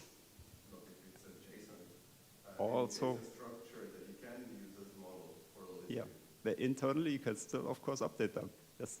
That we are getting to the other problem with those, because it internally updates the structure, but it does not propagate the data out again. So you update the model, but there are now two models. But let's continue. So first of all, I have another section in between that. I'll get back to that, yeah? First of all, this also works for the short form required, as you'd expect. Like you can make an existing property required by just declaring it required like that, and it does the right thing. And why do I say that? Because what if your find spin box there is not actually the top level element of the delegate? Then you have kind of that's kind of a bummer, right? You want like the spin box's value to be updated from the model, and from the model via the required property, and you also want the spin box, if it's triggered by the user, or if the user clicks on something, to update the required property and thereby the model. But what happens if you have like one binding from the required properties to the spin box value and one binding from the spin box value to the required property? And that thing has a name in QML. Who knows? Yes, it's a binding loop. It's not so great because binding loops are generally kind of an unpredictable thing. If the QML engine detects that, it will break it, and then something gets stuck somewhere. So, but basically we know this problem. It has been around for a long time. And there is a solution for it. And the solution is just implemented in C++. So basically that's what we do for all our controls in quick controls, basically. Basically, the user interaction is hidden behind the curtains, and it updates the value property without QML being directly involved. And that uses an interesting feature of QML. If you like change a property in C++ and in sentence change signal, that does not break any bindings on this property. Only if you change the property from QML and QML sees it being changed, then it does break bindings. So now you can actually bind your spin box's value to the required property, and you can use a change handler to write the required property again, and that works. But if I was just going to say on value changed there, notice it is on value modified, but if I was just going to say on value changed, I'd have a nice binding loop again, because every time the model changes something, it would bounce back to the required property. And every time the user changed something, it would also bounce back to the spin box. So, in quick controls, we invented another nice thing, and it is signals that are only sent on user interaction, not on every value change. And that is what this value modified is. That is only sent when the user clicks on something. Now it works, because if the user clicks on something, then the change is not coming from the model, and so we can write it back, and it bounces back, but then it's the same, and it's fine. And if the change comes from the model, then we don't get the signal, and so we don't bounce it back. In practice, this works. But it's, of course, less than ideal, because if you want to do that, you need to understand all this whole stuff, and write it in C++. And there's no way to do this in QML. And you need two separate pieces here, a binding and a change handler to make that happen. And whenever you have two things that need to work in tandem in a very specific way, you have a good chance of messing it up. So I was like, yeah, okay, that's also not really all that ideal. Maybe we can make that better. And incidentally, there were a lot of requests from people looking for two-way bindings. And I was like, yeah, what is a two-way binding? Like, it gets like a contradiction in itself in QML, right? So, but we have kind of two-way bindings already for our required properties right back to the model, etc. And so let's see what we can do there. Maybe we can kind of use the same mechanism here. And, oops. No, I messed it up. Oh, interesting.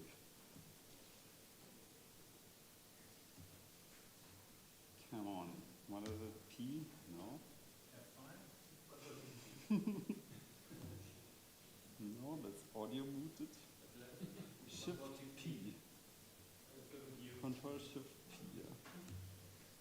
There we go. Yeah.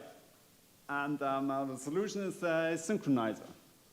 That's also new in 6.10. And notice you only need one construct here, and it will synchronize two or more properties and their values, and it will do our nice JavaScript coercion if they are of different types, and it will debounce them automatically, and it is also a Christmas tree. But we're not quite done with it yet, because one thing it cannot do is it cannot synchronize asynchronous properties. So it expects the change signal, new change property, to come back right away, and the property to assume the new value right away. But I've been told this is not always the case, and so apparently it needs more features. Those are not in 6.10, and that's why it is in tech preview in 6.10. You have to import Qt Labs synchronizer to make it work. But yeah, there's only one thing here, one synchronizer, and each side of the synchronizer is one property. There are about 50 different ways to set this up, either with on or with aliases, or with target and property. And those all work nicely together. And there are some options on like how to determine which one is the initial value, like in which direction the first synchronization takes place. Basically, if you call it source, the alias, then that's where it takes the first synchronization from. If you call it target, then that's where it sends the first synchronization to. If you call it something else, then it does no initial synchronization, it waits for some signal.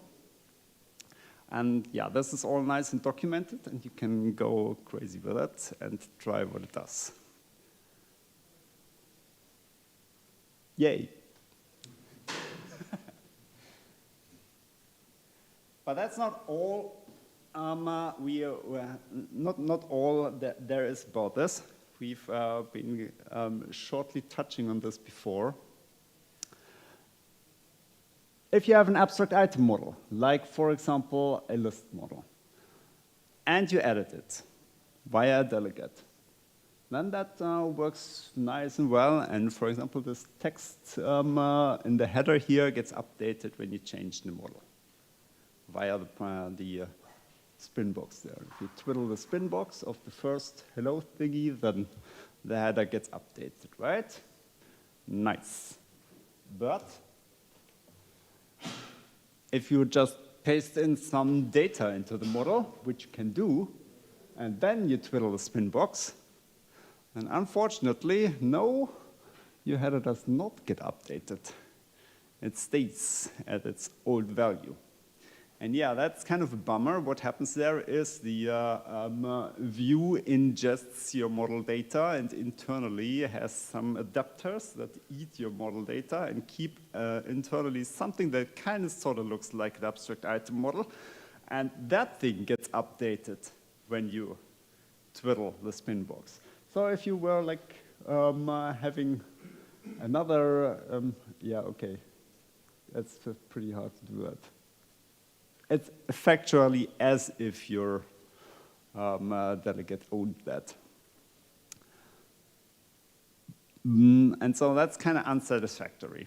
I was like, yeah, that's, those views are in fact black holes for anything that's not an abstract item model or not a list of QObject also is fine because QObjects have their own identities, but anything that's kind of value sticking in there is swallowed whole. So I was thinking like maybe we can use QRange model to fix that, and this is like for now I'm getting into the future work section because I just noticed this last week. And I was like, damn, I would really love to use this new opt-in mechanism there for fixing that, but it's now getting really tight for 6.10. And so we might need another opt-in mechanism for that, which would be kind of a bummer. Reminds us of the required property problem, but yeah, too bad.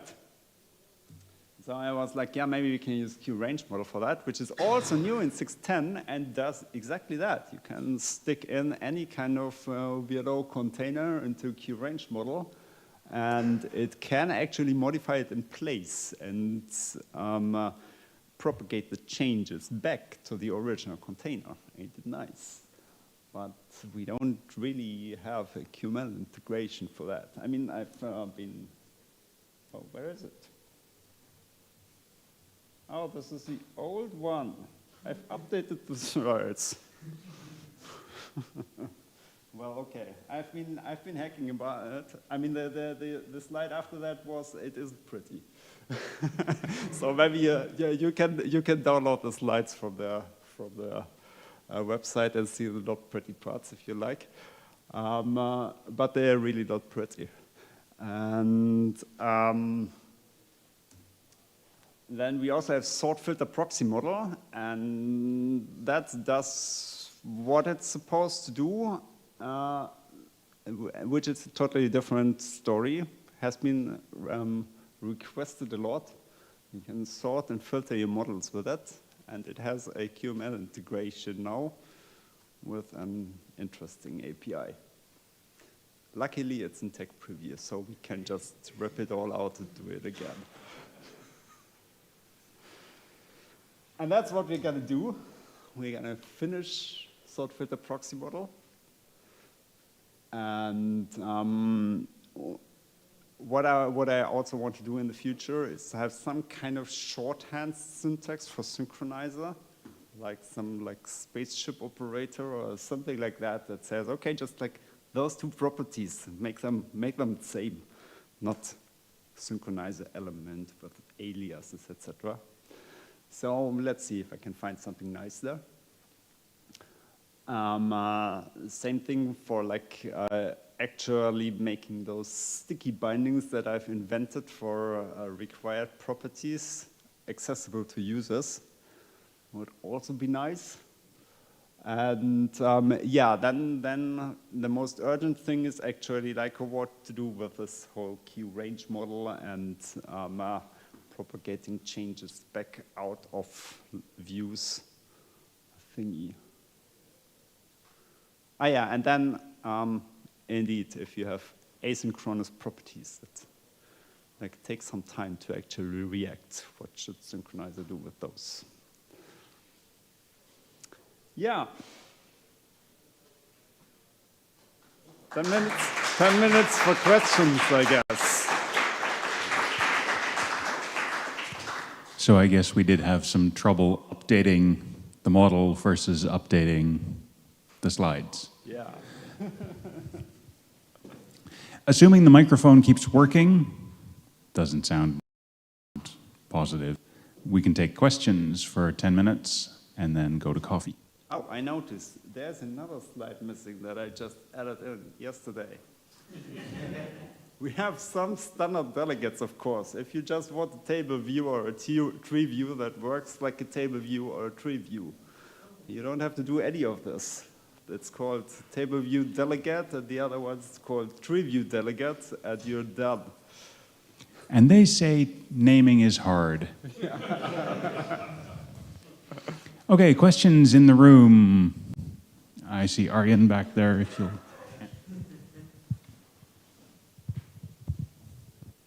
With regards to required properties, have you given any thought on how to deal with required properties that are reserved names in QML, like, say, ID? Yeah, that's another thing. We have been talking about some kind of syntax feature that renames the required properties, like required properties ID as foobar or something like that. Yeah, that's also somewhere on the roadmap. Okay. For now, you have to use model data for that or something like that. Yeah.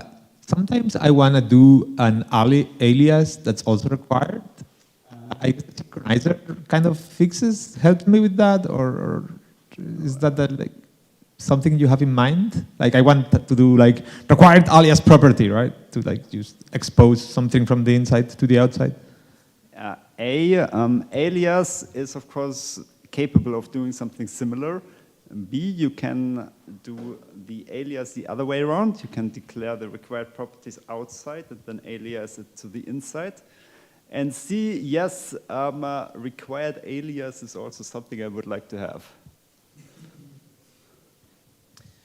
Okay, first, as a question, just to be sure, so synchronizer will not be tied to explicitly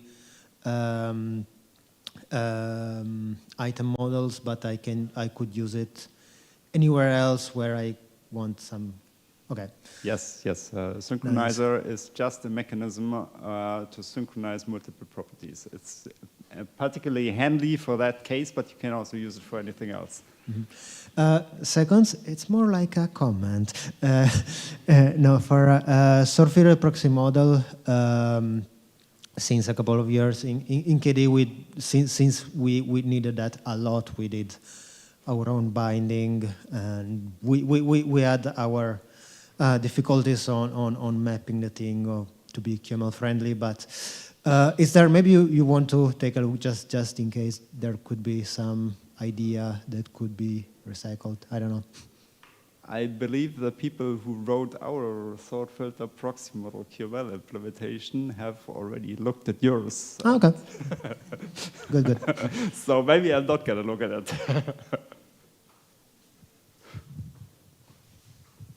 Hi, Ulf. Thanks for working on that. Getting data from C++ to QML is, at least for me, often a pain point. Can you go to slide 8? There we go. Thank you. Okay, it's slide 7 on your non-updated version, I guess. There we go. All right. It doesn't update. It's just because in the below part we have not model.value, or is it also because of the syntax at the top in the header? No, if you were writing model.value instead of just value in the mouse area, it would work. It would update. Right, okay. So on the next slide, you have then the solution to introduce a new property, delegate model access, that fixes that. Yeah, now you can do it without model dot. All right, nice. But what happens if you forget about it? If you just do it the old way around, if you just do model.value, it still works. Because, I mean, you have to require the model object then. Yeah, I just mean, is there some way of, like, I do a review or I have some refactoring going on where I can then easily spot this with a junior developer, for example, to tell them, hey, you forgot this and that? QML will help you sometimes. Yeah, I mean, if you require the model object is untyped. The only thing you can require there is basically QObject. And then QMLand, if you were writing model.value there, QMLand will complain that QObject has no property value. And that's where you can see this. And now you can actually make it typed. You can say, okay, delegate model access, read write, and require a property int value. And then QMLand will not complain if you increment that. Okay, thanks. We also have one question from the chat room. What is the use of target in Synchronizer? so synchronizer has multiple ways of specifying the properties to be synchronized. And one way is the same as in binding, for example, that you have a target, which is an object, and then a property, which is a string, and that has those together then define one of the properties to be updated. And the upside of that is that you can change the target later. The target can have a binding, and you can have like a different target later on, or a different property. So it makes it more dynamic. Whereas aliases you can't change later.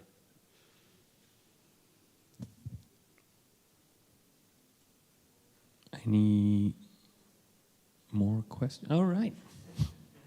You just got in under the...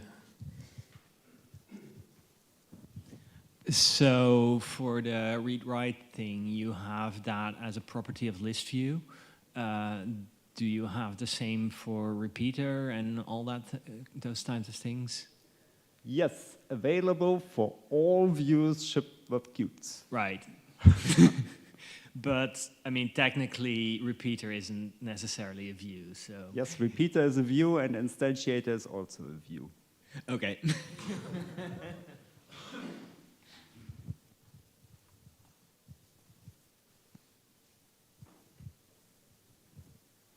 Okay. Let's check the chat room again. All right. Thank you again, Ulf.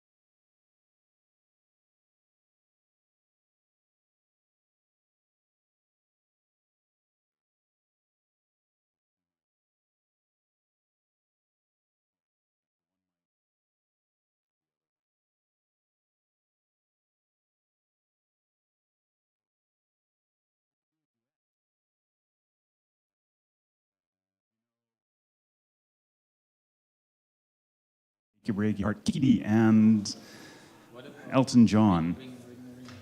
Banana phone. Yeah, banana phones are just the idea. How much time do we have?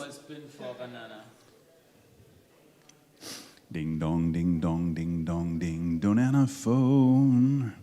I got this feeling, it's so appealing for us to get together and sing, sing, scoodly doodly doop. That?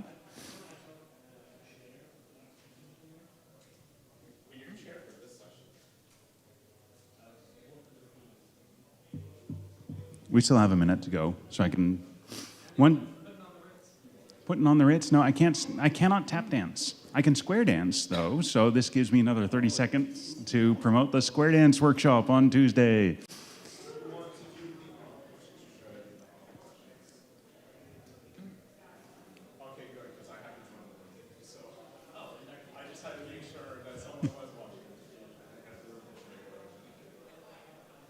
You've got about 30 seconds left. Are you ready? No. Are you ready? Yes. Ask me again. Are you still ready?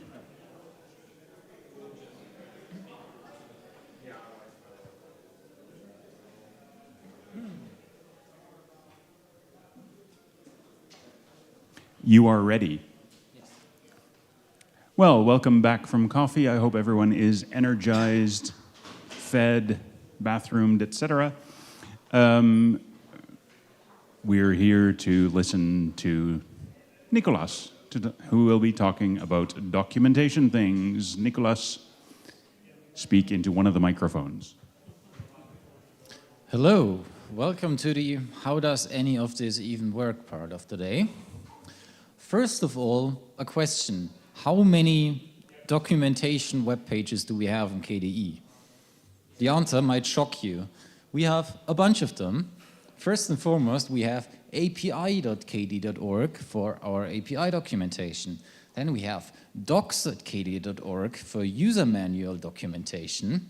We have develop.kde.org as a sort of developer center with documentation as more tutorials, use case driven, and so on.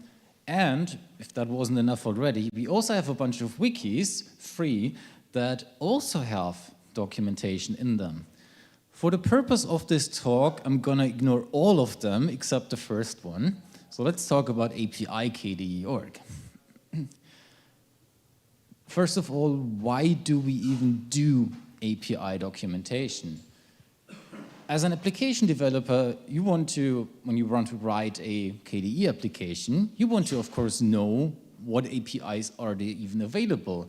So just having a list of all the KDE frameworks and other libraries that KDE has to offer for application development. And then, of course, you don't only want to know about does the library exist, you also want to know what classes are available, which methods do these classes have, which properties, and what do I need to know when using the class? What might be the pitfalls, the limitations, all of the interesting stuff that you don't immediately can infer just from looking at the function signature. And we not only have that for C++, we also have QML API, we have some amount of JavaScript API, and if you listened to my talk yesterday about language bindings, in the not so distant future, we also might want or need to have API documentation for Python APIs and Rust APIs, and potentially even more languages in the future. So what do we have right now? Right now, api.kde.org, I trust that most of you have seen it at some point, is based on Doxygen. Doxygen is a fairly widely used and flexible tool for generating documentation for C++ code. It parses your code, looks at documentation comments, extracts all of that, and dumps out a nice web page for you. Being as flexible as it is, it's, in my opinion, not always very intuitive to use. I have a feeling that most people who are working in KDE don't know all of the things they can do with Doxygen. They just copy what they see elsewhere and hope that it works. But few people really understand all of the things you can do in Doxygen. but it's manageable. The much bigger problem is that Doxygen doesn't really have a good understanding of a lot of the concepts you find in Qt code. It has some of that, like it understands signal, it understands properties, but out of the box, it has absolutely no clue about anything QML. And that's a problem, because we have a lot of QML-based APIs that we want people to use. A while ago, we came up with a sort of glorious hack for that, which is called DoxyQML. What this does is, you write QML code, you write Doxygen-style documentation comments for that. We feed that into DoxyQML, which turns that into C++-ish code that Doxygen can parse. And then we run Doxygen on that, and the output more or less looks like you are documenting a C++ class. There are ways to get that somewhat better, but overall it's not a good experience, and it does not feel right. Content-wise, API KDE.org is sort of a mixed bag. Some of the content is actually really good and really detailed. Some of it is not up to date and still stuck in KF5 or even earlier times. Some of it is outright missing, and there's functions that just don't have any documentation whatsoever. So overall, the situation is not great. So we figured, especially in line with the streamlined application development experience goal, we had to do something. So one thing we looked at when discussing our options there is, what does Qt do? Because Qt maintains its own documentation tooling system called QDoc. And being developed by Qt for Qt, it is laser focused on supporting the things that you need to do to support documenting Qt code. And that means support for documenting C++ APIs, but also QML APIs. So if you look at the documentation for any QML APIs from Qt, that looks miles better than anything we have on API KDE.org. And it's also actively maintained and developed with new features. And overall, it seemed like it could be a very good fit for KDE. So, case solved, let's use it then. Well, not so simple. The idea of using QDoc in KDE has been discussed before. I did not come up with that. But anytime we discussed it in the past, people did find some blockers. The most important one that was constantly raised was, for reasons that I don't know, unlike Doxygen, QDoc expects documentation comments in the C++ implementation files, not in the header where Doxygen looks for them. That might seem inconsequential at first, but it does break things like your IDE automatically pulling documentation from the symbol you're looking at, which was a huge deal breaker for some people. Then QDoc uses a slightly different markup than Doxygen. It's conceptually similar in many ways, but different enough that it's not something you can just easily convert, and it would be a bit of work. And if we did that, then we would also need to make sure that we can actually build and deploy our API documentation using QDoc on the actual website. So with all of that in mind, I was musing a bit about it, and then a thought crossed my brain, a thought that has gotten many of us in trouble before, but sometimes results in great things. I was thinking, how hard can it be to fix that? So QDoc internally for parsing and processing C++ code is using libclang. That is in many ways a very sensible choice, because that means QDoc has excellent support for all sorts of syntax things in C++. Slight downside to that is it means the parsing is not very fast, because Clang is, for this case at least, probably more precise than it has to be. But overall, sensible architecture on the QDoc side. So I dove a bit into the source code, and a little bit of hacking later, I had something that worked, and I could have documentation comments in my headers. Then, being the good open source citizen that I am, I of course uploaded the patch to Qt. They had some feedback, and after some back and forth and some discussions, together with the help from the QDoc team at the Qt company, we managed to finish the patch, and it's available since Qt 6.9. Yay! Now, before we get into more documentation stuff, we need to talk about owls, specifically how to draw them. First of all, you draw some circles. Step 2, you draw the rest of the owl. What does that tell us about QDoc? Well, I had some technically rather impressive circles now. Now I just needed to do the rest of it. What does that rest look like? To answer that, we need to look a bit into the anatomy of QDoc and how it works. The centerpiece of it is a command line tool called QDoc, which is controlled by a bunch of files ending in .qdocconf that describe various properties about your project. It can also include additional files that also have documentation content, so not only headers and source files. And in order to do its job, and in order for the Clang-based parser to be able to parse your code, it needs some extra information. It needs things like your include directories, the compile definitions, so that Clang can actually understand all the includes and decode and so on. Unfortunately, all of that information can get rather complex, especially if you have large projects like Kio, for example, with dozens of dependencies.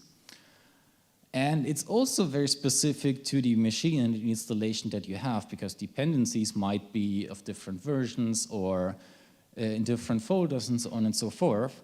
So invoking QDoc on the command line can get rather complex very fast, to the point that you can't sensibly do it by hand.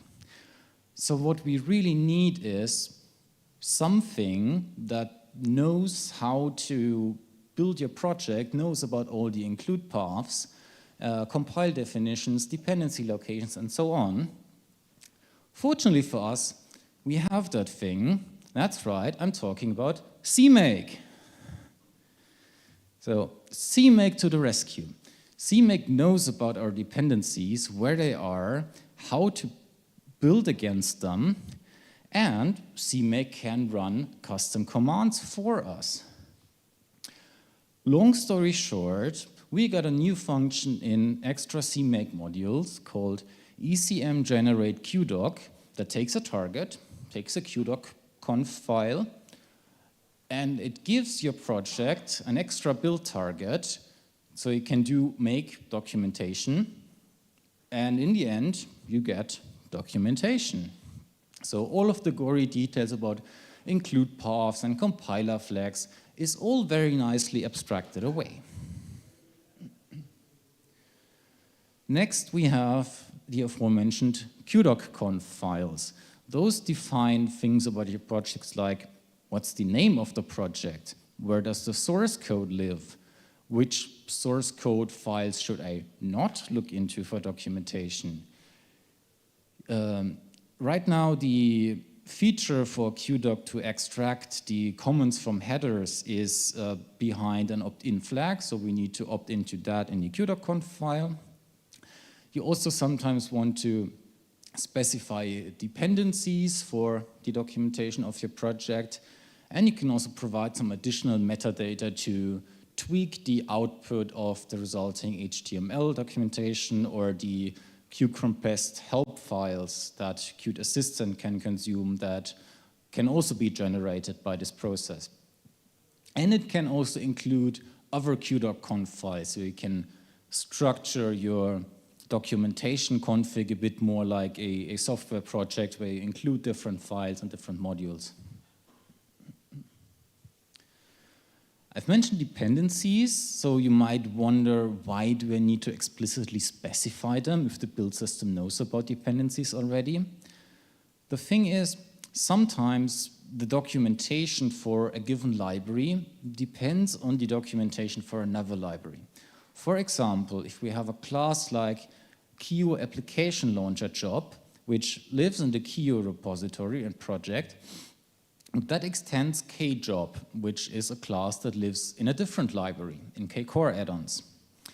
So when we generate the documentation for application launcher job, that documentation wants to link to the documentation from kcore add-ons. So if you have at the top this class application launcher job extends kjob, and you click on that, you want to be taken to the correct site.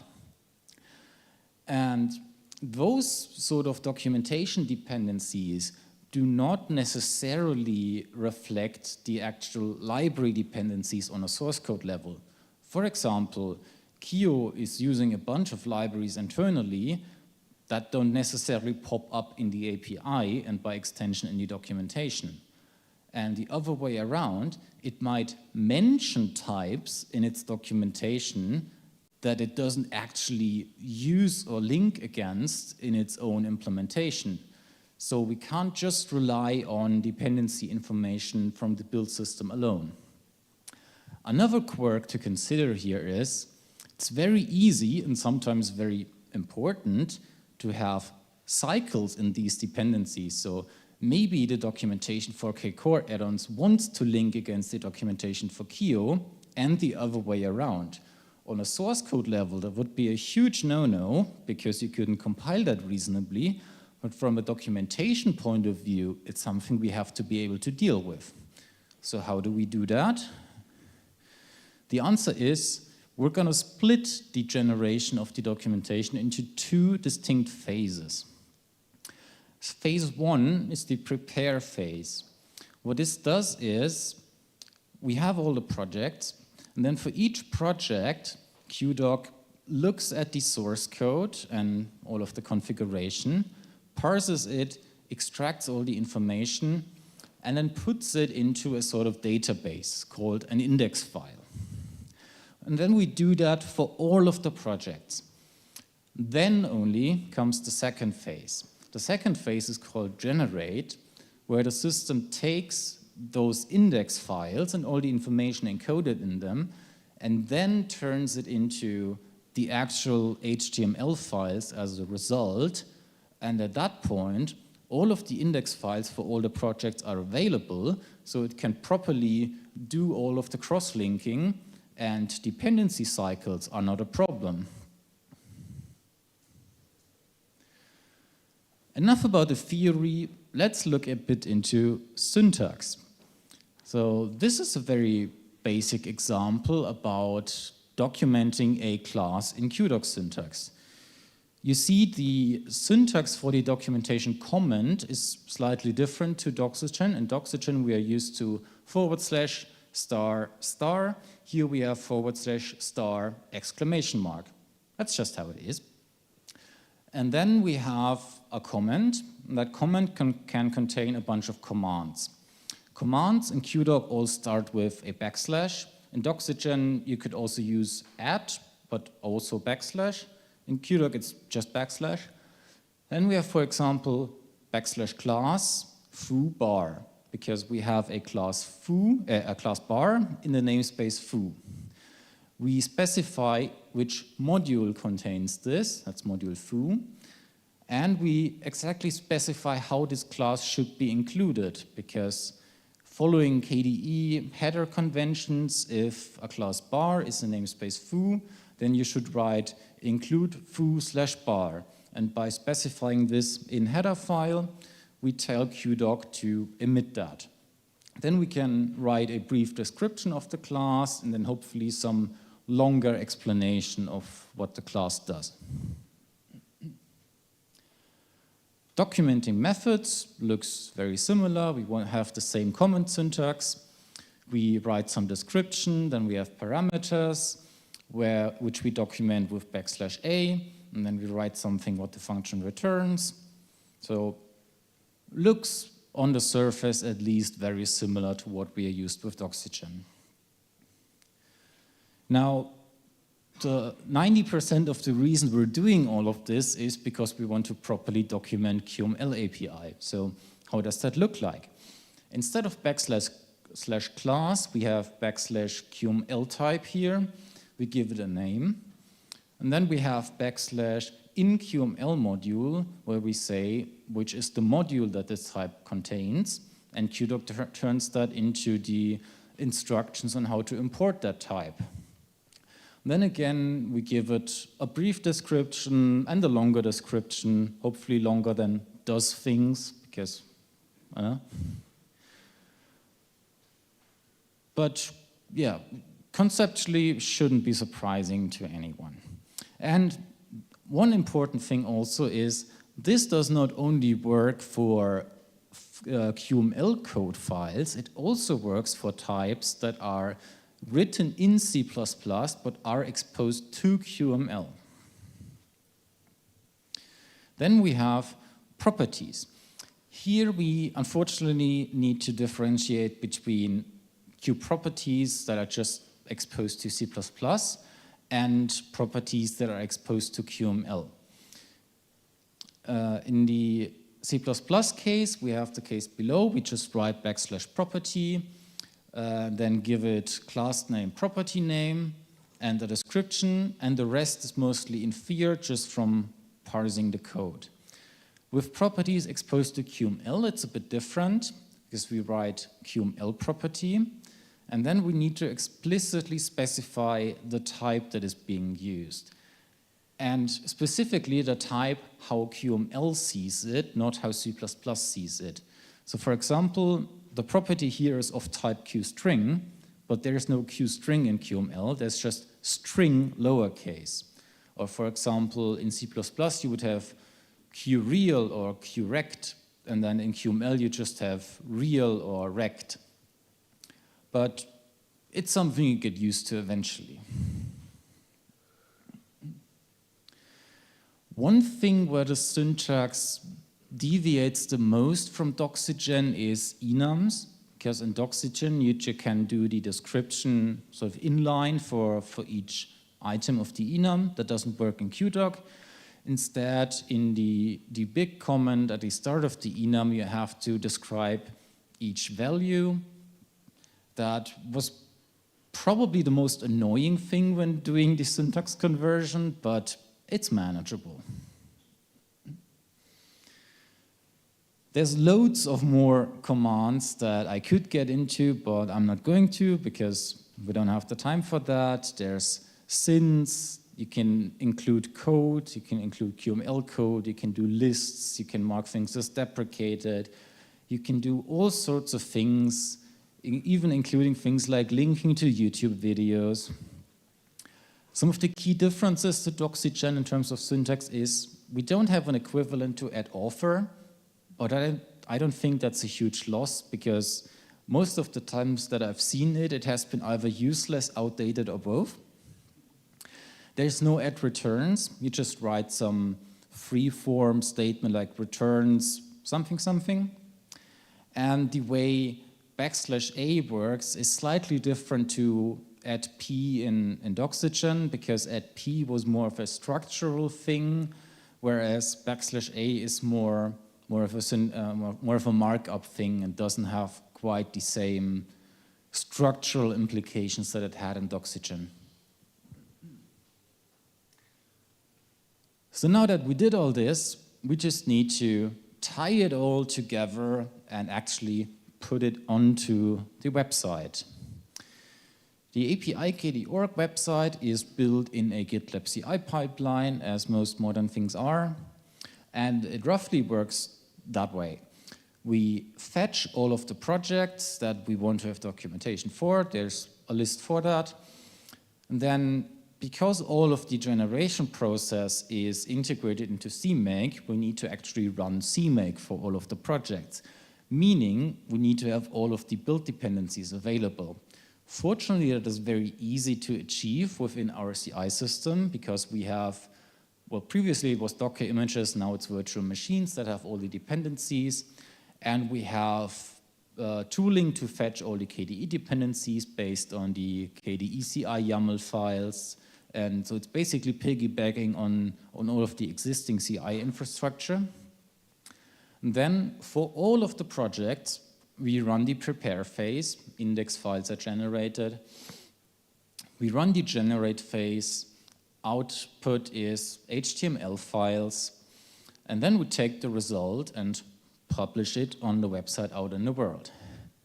And because our projects tend to be very similar, we have a lot of common configuration for the documentation between all of them.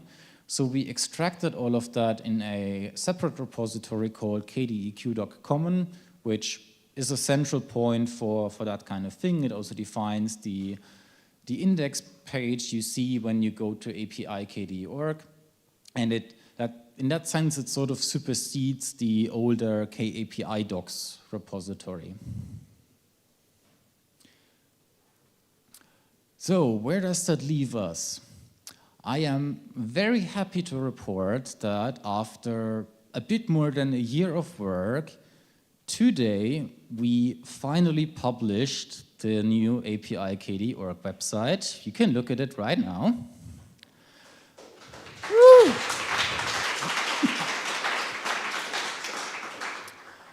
It comes out of the box with all frameworks being converted to the new system and now are available in a much better quality.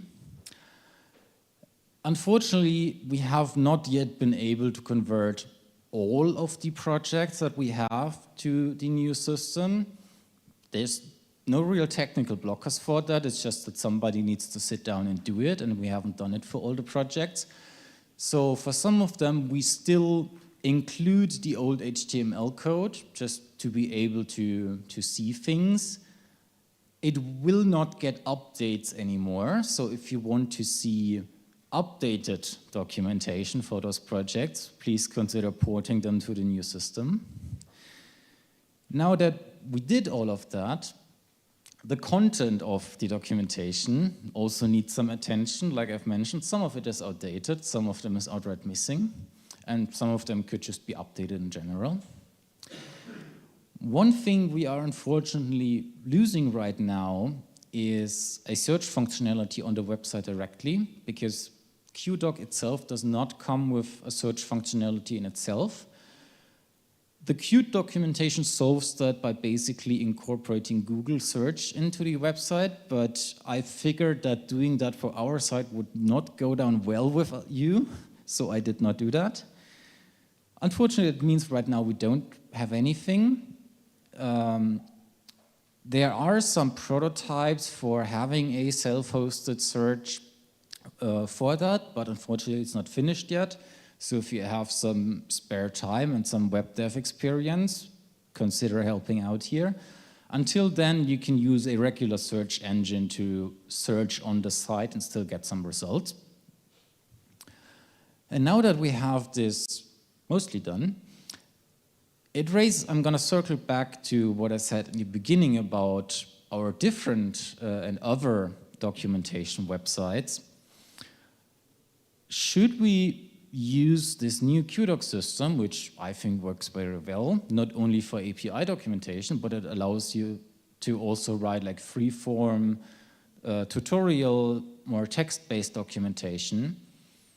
There's very little technical reasons why we couldn't use that to replace, for example, the infrastructure we have on develop KDE.org. So maybe something to consider for the future. Before we take a look at the new site, I have to thank some people. First of all, I want to thank the KDEV for enabling me to work on this. I want to thank everybody who was involved in converting all of the frameworks from the old syntax to the new syntax, because I did not do that all alone by myself. I want to especially thank the documentation infrastructure team at the Qt company for not only taking my half-baked patch and pushing it across the finish line, but also for being super receptive with bug reports and feature requests that I had for QDoc, because while QDoc was mostly a very good fit for KDE, in good KDE tradition, I sometimes managed to stretch the limits of the system a bit, but they've been super helpful with addressing that. Since we are in a somewhat academic context here, I also have to cite that we are using GNU Parallel for parallelizing the documentation build process. I want to thank Ben for assisting me with getting the infrastructure pieces for this rolled out. I want to thank Carl in particular and some other people for helping with the web design aspects of that, because I am not a magician with CSS. And I want to thank you for listening to me today. And then let's have a look.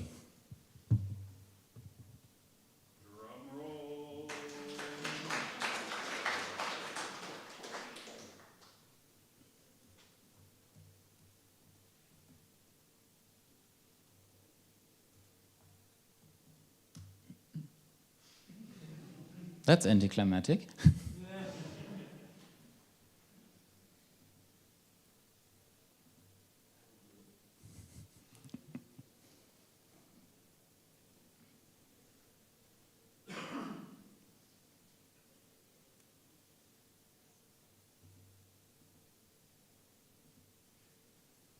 Woo!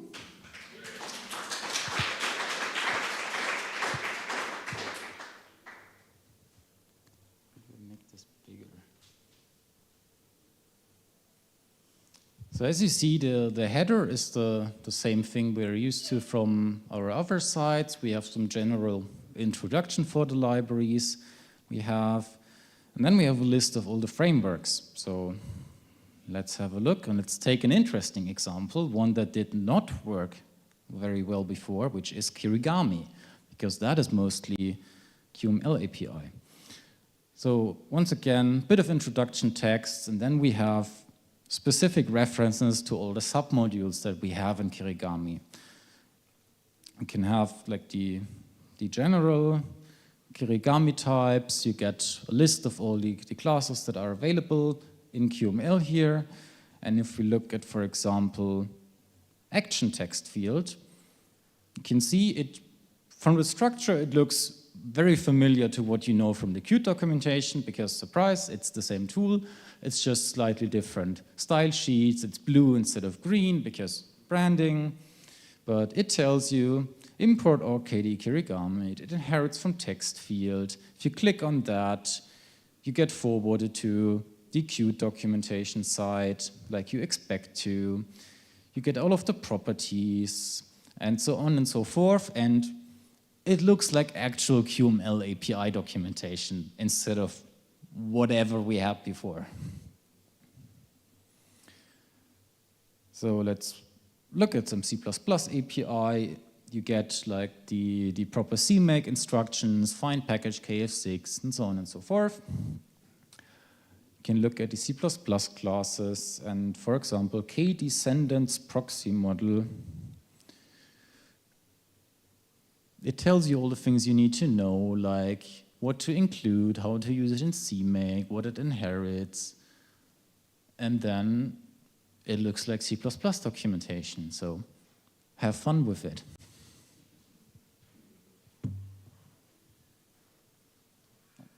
Thanks.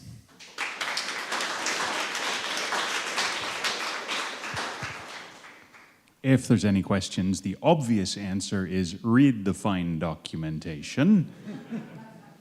But since there are questions anyway, I'm going to run up there. If you can answer in that microphone, that would be great. Yes. Is there any hope to automate pulling out the type that the property maps to in QML, that you don't have to do it manually?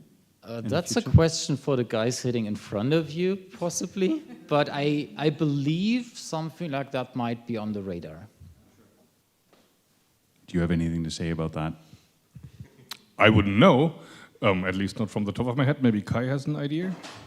But since I got the microphone, thank you. Question that we are struggling with is, you mentioned the dependency situation. What we would like to do better is to reference the QML way of using an API in a module that is downstream, or upstream rather. So for instance, QCore documentation, how to use abstract item model from QML. We can't do that because we have the same problem that you mentioned, dependencies to. Is your solution something that you think would work for us in Qt as well, or is it very much tied to the KDE build system and structure? The Qt documentation build and the KDE documentation build are a bit different in the sense that with Qt you have a single unified build system that can build all of it. So you can have a documentation build that does all of it, which is actually much simpler than what we have with a bunch of different projects that don't have a common super build. So I'm not sure why you would have a problem, because Qt core can just documentation depend on Qt declarative, and I believe it does already. Okay. Maybe something to investigate for us in more detail. All right.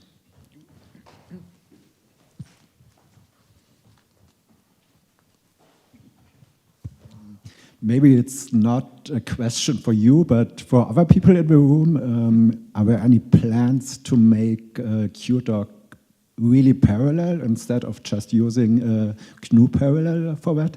Because it's somewhat slow if I wear my desktop package just had.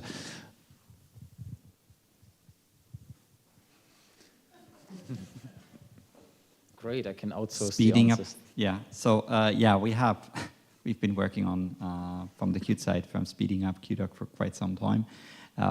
Never got quite there, but there is still hope to actually make it more parallel. I mean, yeah, the downside is basically, I mean, it's using Clang, so it by definition will be, or you know, it will never be like lightning fast, because you know Clang is doing the whole magic and including every single file and so on. But yeah, it's right now QDoc can be slower than actually compiling the whole thing, which is a bit frustrating. And yeah, it's on the agenda. All right, we have one question in the room, but there's also one online. Are you going to attempt to kind of unify some of these other documentation sources as well, now that you've done the API kde.org? Because you listed a bunch of them in the beginning. So as I've mentioned, I think it's worth thinking about incorporating the existing remaining developer documentation, like develop KDE.org, into that system, because I think that can technically work very well. I think for the user documentation, so what is now docs KDE.org, it doesn't make that much sense, because it's a very distinct audience, and the tools that are used right now are also completely distinct. We're using DocBook for that. I don't know if we're going to stick with that, but that's a sort of separate discussion. And then as far as the wikis are concerned, I think there's always going to be a case for having a wiki of sorts, but I would argue that most of the developer-oriented documentation that is still in the wikis should be pulled out to sites like API KDE.org or develop KDE.org. Okay, then we have one question from online, from Rick. It seems that some existing information from the previous api.kde.org is not carried over very well, namely licensing, cross-platform support. Those aren't presented very clearly. Are there plans for that? Yes. So what you're seeing here is subject to be tweaked and evolved. We have some degree of freedom in what information we present and how we style it. So cross-platformness is definitely something I want to address. Licensing is also something that is certainly important. And there's also some existing work there on the QDoc tooling side with automatically pulling SPDX information from the actual source code and using that to display something. Something that I've been dreaming about for a while is going a bit beyond what we currently had with the license presentation, where we just say, okay, this is LGPL, or this is GPL, or this is MIT, and have, or at least link to some sort of resource, okay, but what does that actually mean? What does it mean to be GPL or LGPL or MIT? But that's for another day. First, thanks for the new documentation. It's great, and I really enjoy using it and makes QML much easier in particular. But I often found myself still going back to the old one because, as always, sometimes the real documentation is the code. And in the old documentation, you just click on the file name and get the actual source code and look at it in detail how it works. And the new one doesn't seem to have that. Is it possible to get that back somehow? I would think that this is first and foremost a tool question. I haven't looked into that, but I can't promise that it would be easy.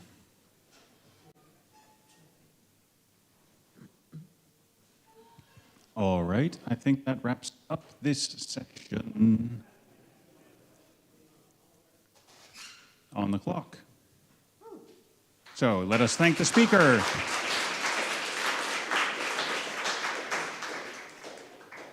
And next up in this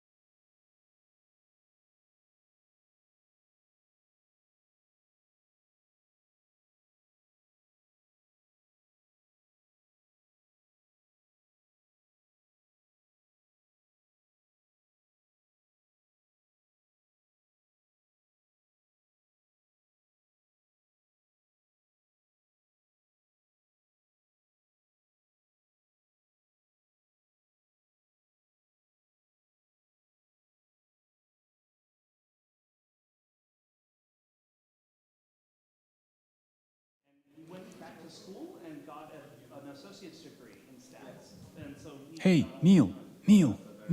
Oh, yeah. Welcome, everyone. Hi. Good to see you here. You should run all of the operating systems, and if you're not running KDE Linux, well, why not Fedora KDE? Neil is here to tell us how and why. Use either this mic or that mic. Okay, cool. Give me. So, hi. So I got a lick. Oh, ow. Yeah, maybe not quite like that. All right. So people are still trickling in, and I'll just give it a minute and change. All right. Let's see. All right, then. So we're here to talk about the Fedora KDE Plasma Desktop Edition because it's real. This year is special because now Fedora KDE is like on the front page and it's important and stuff. So now what? So before we talk about that, just kind of a breather, an overview of me as a person. I've been doing open source stuff for over 25 years. And my day job is I'm a consultant with my company, Velocity Limitless. You can hire me to do fun open source things, help you do Linux KDE stuff, that sort of thing. I contributed to Fedora, CentOS, Alma Linux, OpenSUSE. I've contributed to Debian, Arch, all the other distros at one point or another. And I've got a litany of things that I've been involved in. The most important one for you guys here is that I am a member of KDE, and I'm also a co-host on a podcast where I talk about the business of open source. And I also say KDE is the best pretty much everywhere, which is important because KDE is the best. But yeah, so a little bit of an overview because not everyone knows what encompasses Fedora KDE. So we start with Fedora Linux. And the Fedora project is, an open source project that's sponsored by Red Hat that provides a space to build an operating system and anything that you want to build on top of that operating system with a variety of services, solutions, and opinionated stacks and whatever. And that platform, being Fedora Linux, can have different spins and variants and additions. And for those additions, which are the flagships, you have the spins, which are alternatives to those, and then you have labs, which are tailored for specific use cases and things of that nature. So of those additions and spins and whatever, the Fedora KDE SIG, which is under the Fedora Personal Systems Working Group, which is not particularly important other than that it exists at the moment. The Fedora KDE SIG is in charge of all of the Qt KDE stuff within Fedora. And that means that we build the Qt stack, the KDE software, libraries, frameworks, but also we do things like we provide the cross-compiler toolchain for the Qt stack. So for example, if you want to build Windows applications from Linux, you actually can using our toolchain because we provide not just the compiler, but all the libraries and all the associated deployment tools and things like that to be able to package and ship a Windows application. This is actually used for one such application that Fedora itself produces under the Fedora Qt Fedora KDE banner, which is the Fedora Media Writer, which Jan Grulich, who's in the audience, actually develops and maintains the Fedora Media Writer. And it's proof that we are not, in fact, biased towards GNOME for everything because we wrote an application with Qt. But as part of the stuff that we do, we also try to be engaged with our upstream communities. Fedora has a philosophy of what is formally written as staying close to upstream. Other people will refer to this as upstream first, but the idea is while we build opinionated solutions and do things that we need to support our users, we also try to engage with the communities that we depend on to make sure our users' concerns are held and supported, and that we try to find equitable solutions to support our users with the help of our upstream projects, which we consider partners in our success. And of course, Fedora loves KDE because KDE is the best and Fedora is awesome, and putting the two together makes everything better. And one of the things that we do differently from what I've seen for a lot of the other projects that ship KDE is that we ship the latest to everything. So we ship KDE Plasma to Fedora with the very latest versions to the stable releases. So we're continuously updating this. Some of this is because of the lifecycle mismatch that exists between Fedora and KDE Plasma. The release cadence being off-kilter definitely creates some need for this. But some of this is also because our users generally want the newer Plasma, and newer Plasma, updating Plasma is not a hugely disruptive experience for users. So people complain more when we're not updating fast enough rather than when we are, so if we're holding back for one reason or another, people notice, but so we keep up with it and we try to provide the best, freshest experience. And that also translates into when we get user feedback, we can bring it back to the community and try to resolve it in a way that is mutually beneficial. With KDE Plasma 6 also, we've introduced this for not just Fedora users, but also anybody who's using Enterprise Linux version 10, which is Red Hat Enterprise Linux, CentOS Stream, Alma Linux, and the like. We followed this, we shipped Plasma 6, and it's also synced in cadence with Fedora releases. So when a Fedora release gets the new Plasma, then it gets synced a few weeks later or up to a month later to the Apple 10. There are peculiarities about that where how we do that in specifics, but that's a little out of scope for this. Point is, we support it for both Enterprise Linux and that. So the flagship experience is our Fedora KDE Plasma Desktop Edition, which is kind of the point of this talk. It's a curated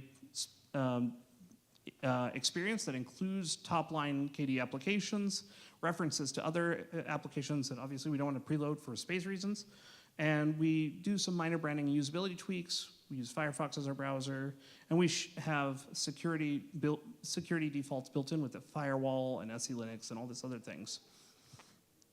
We ship it primarily as a live media ISO for x86, ARM, and Power systems. And we have disk images for ARM systems as well because, ARM systems are weird and there's a lot of different ways you kind of have to deal with them. And life sucks, and then there's ARM. So Fedora Kinoite is an alternative to our mainline experience, which takes a more appliance-like minimal approach. So instead of having the applications in there, instead of having the showcase, we have kind of the bare bones desktop experience, the minimal needed applications for the base experience to work. So Discover is baked in, the terminal's baked in, Firefox in there so you can access documentation. You have Dolphin, so you have file browser, but you don't have that much else. So you have the very core applications, and then the rest of them are available through Discover as Flatpaks, or if you want to install Snapd, you can also use Snaps, and there you go. And that's shipped as an install ISO for x86, ARM, and Power systems. And you can just get it from the Kinoite website.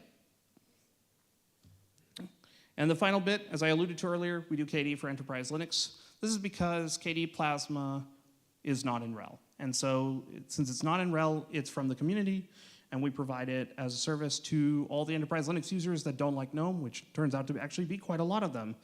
You would be shocked, the kind of people who send me emails asking about KDE for RHEL, and I'm like, yeah, here you go.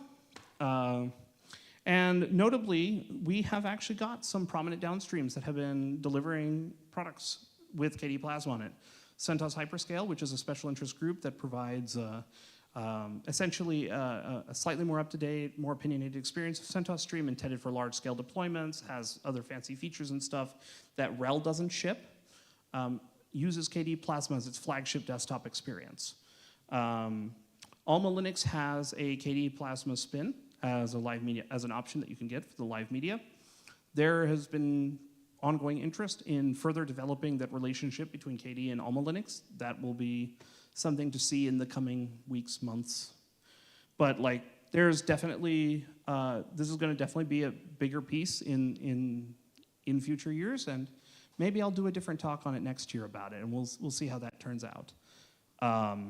So the road to an edition. So we talked about all the things that happened with that, but we should probably talk about how we kind of got to this point.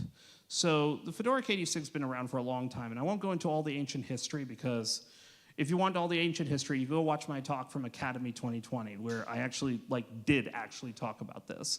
So this is going to basically be all the point after 2020 that leads to how we got here. So I took over the Fedora KDE SIG after Rex Dieter, who founded it, got too busy and quit. being able to engage in the community, life happens, right? As an earlier, David Edmondson gave a talk about maintainers and such. That's sort of the thing that happened. Life happened, and I stepped up to take over where he wanted to leave off. And so one of the first things I did was I kind of revitalized and restructured the SIG so that people could actually figure out what we're doing. For a long time, we were kind of in this mode of, we're just packaging KDE so that it's available. And it would be available and it would work, but it wasn't anything special. In many ways, I think people would call it an also to or an also ran. Something that exists just so to say we're complete, not to say that we're doing something standout or special. And this was something I wanted to change. I think it is important that if you're building a community around things, you have to have direction, you have to have engagement, you have to have all these other things. So I reestablished meetings, we brought all these things back together. We first started out with text meetings. It turns out nobody can focus in text meetings, so we went to video meetings. I know not everyone was necessarily happy about it, but it definitely meant that we were some dimensions of more productive. If any of you have been in one of the KDE SIG meetings, it's not exactly the most focused meetings, but hey, they're always fun.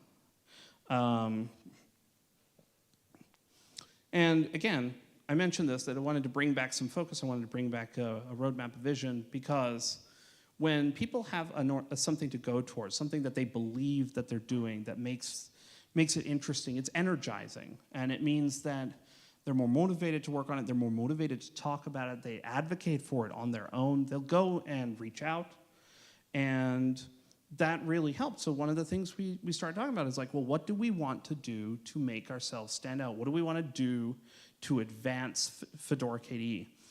And this was just after Jan fixed up a bunch of crap with the portal backend for KDE so that it worked properly with Firefox screen sharing. And we were talking about it, and it's like, and I suggested, well, let's do the Wayland thing, because Fedora Workstation had just completed their transition to Wayland by default for everything, and stuff was working.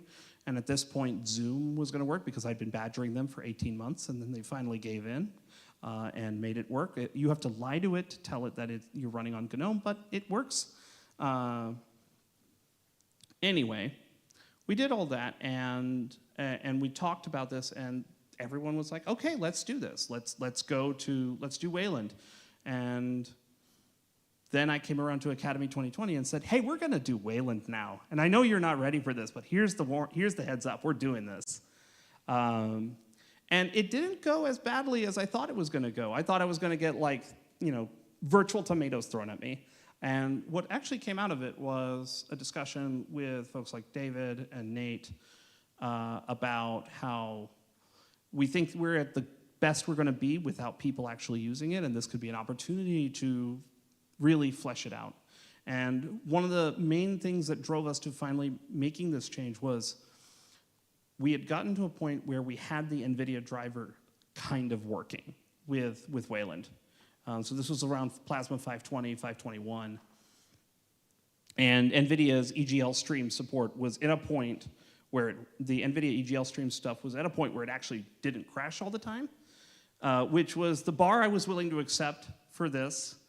And we kind of got started with it, and we rolled with it, and it was a little bit on the bumpy side, but I think that was actually okay. It resulted in people coming into the project asking about stuff, and we got 3 new contributors who are now major people that work on Fedora KDE every day because they were interested in the idea of being part of something where we're making real change and a real impact. Because impact matters. If people feel like their work is going to be meaningful, they're going to put a lot more into it.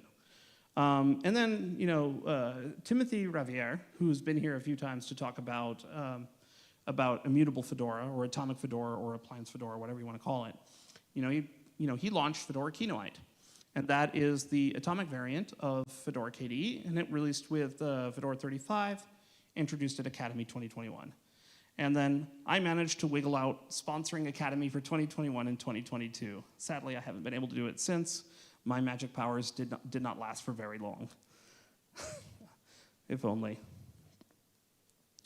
But one of the things that I made very important, made very clear as we were doing this, is that we wanted to align how we were progressing with this by working with the KDE community. And this was critically important to me because we can't do it alone. We knew this. The Fedora KDE team is small. Like the core team that actually does most of the work at this point in time was 3 people. It was me, it was Jan, and it was Mark. And that was it. And us 3 definitely can't take on the world. So it was important for us to engage with people who are working on Quinn, people who are working on Plasma Desktop, and making sure that when we're encountering issues that they get bubbled up. They're working with Alish to prioritize things like bugs around the theming stack or Discover and things like that. And we managed to, while it wasn't exactly the most pleasant introduction, it actually worked out quite well. And I think that work that we did with Fedora 34 to 35, 36, 37, 38, and 39, over the course of those 3 years, I think that really helped make it so that when Plasma 6.0 rolled around, we were all comfortable with making it the default in the upstream project so that everyone else was going to experience it. I firmly believe that if we didn't do this for Fedora 34 and kept on with it to give that feedback, to get those bugs fixed, to get those experience things hammered out, we wouldn't be in the position we are today where we are I firmly believe we are the leader in providing a Wayland experience. There are no Wayland desktops that provide the comprehensive feature set and the usability that KDE Plasma has. And this is a credit to all of y'all who work on this. It's fantastic. It's what I use every day and I love it. And lots of other people love it too. And being that leader and us driving that leadership forward, both upstream as well as downstream in Fedora, we continued to anticipate that with Plasma 6.0, because we were already ahead of KDE. We were Wayland by default for 3 years before upstream did. So we took the next step. We ripped out Plasma X11. We took it out, and the Fedora KDE SIG doesn't ship it. It's not supported in Fedora, and it's not available in CentOS 10 because there's no X server in CentOS 10, so you don't really have a choice. But most people don't really miss it. I actually get a surprising number of emails where people are like, wow, this is so amazing that it's smooth and it's not glitchy. And I went from Fedora 39 to Fedora 40 and it's everything is amazing. It looks the same, but it's somehow better. And I'm like, well, thanks. You're welcome, I guess. That feedback it also kind of shows up in a lot of the public places. I've seen it in Reddit. I've seen it in tech blogger articles where they're talking about how KDE Plasma on Fedora is the smoothest experience or the really solid or easy to use. And that's a phrase I didn't expect to see people say. It's Fedora's easy to use. It's and beginner friendly. Those are phrases that I didn't expect to see, and people say it. And I think it's because it's a testament not just to what we're doing in Fedora, it's a testament to what we in Fedora KDE work with you guys in the community to make it better, because that tight feedback loop is how we succeed. So with all of that, we also wind up doing a lot of other stuff with other groups of people. And I think this is the important part, is being able to expand the access of Fedora KDE to more people. We armed up with working with the Asahi Linux project and the Fedora Asahi SIG. KDE Plasma is the flagship for Fedora Asahi Remix. That is the one we recommend to people. That's the one that goes out there, and that's the default experience.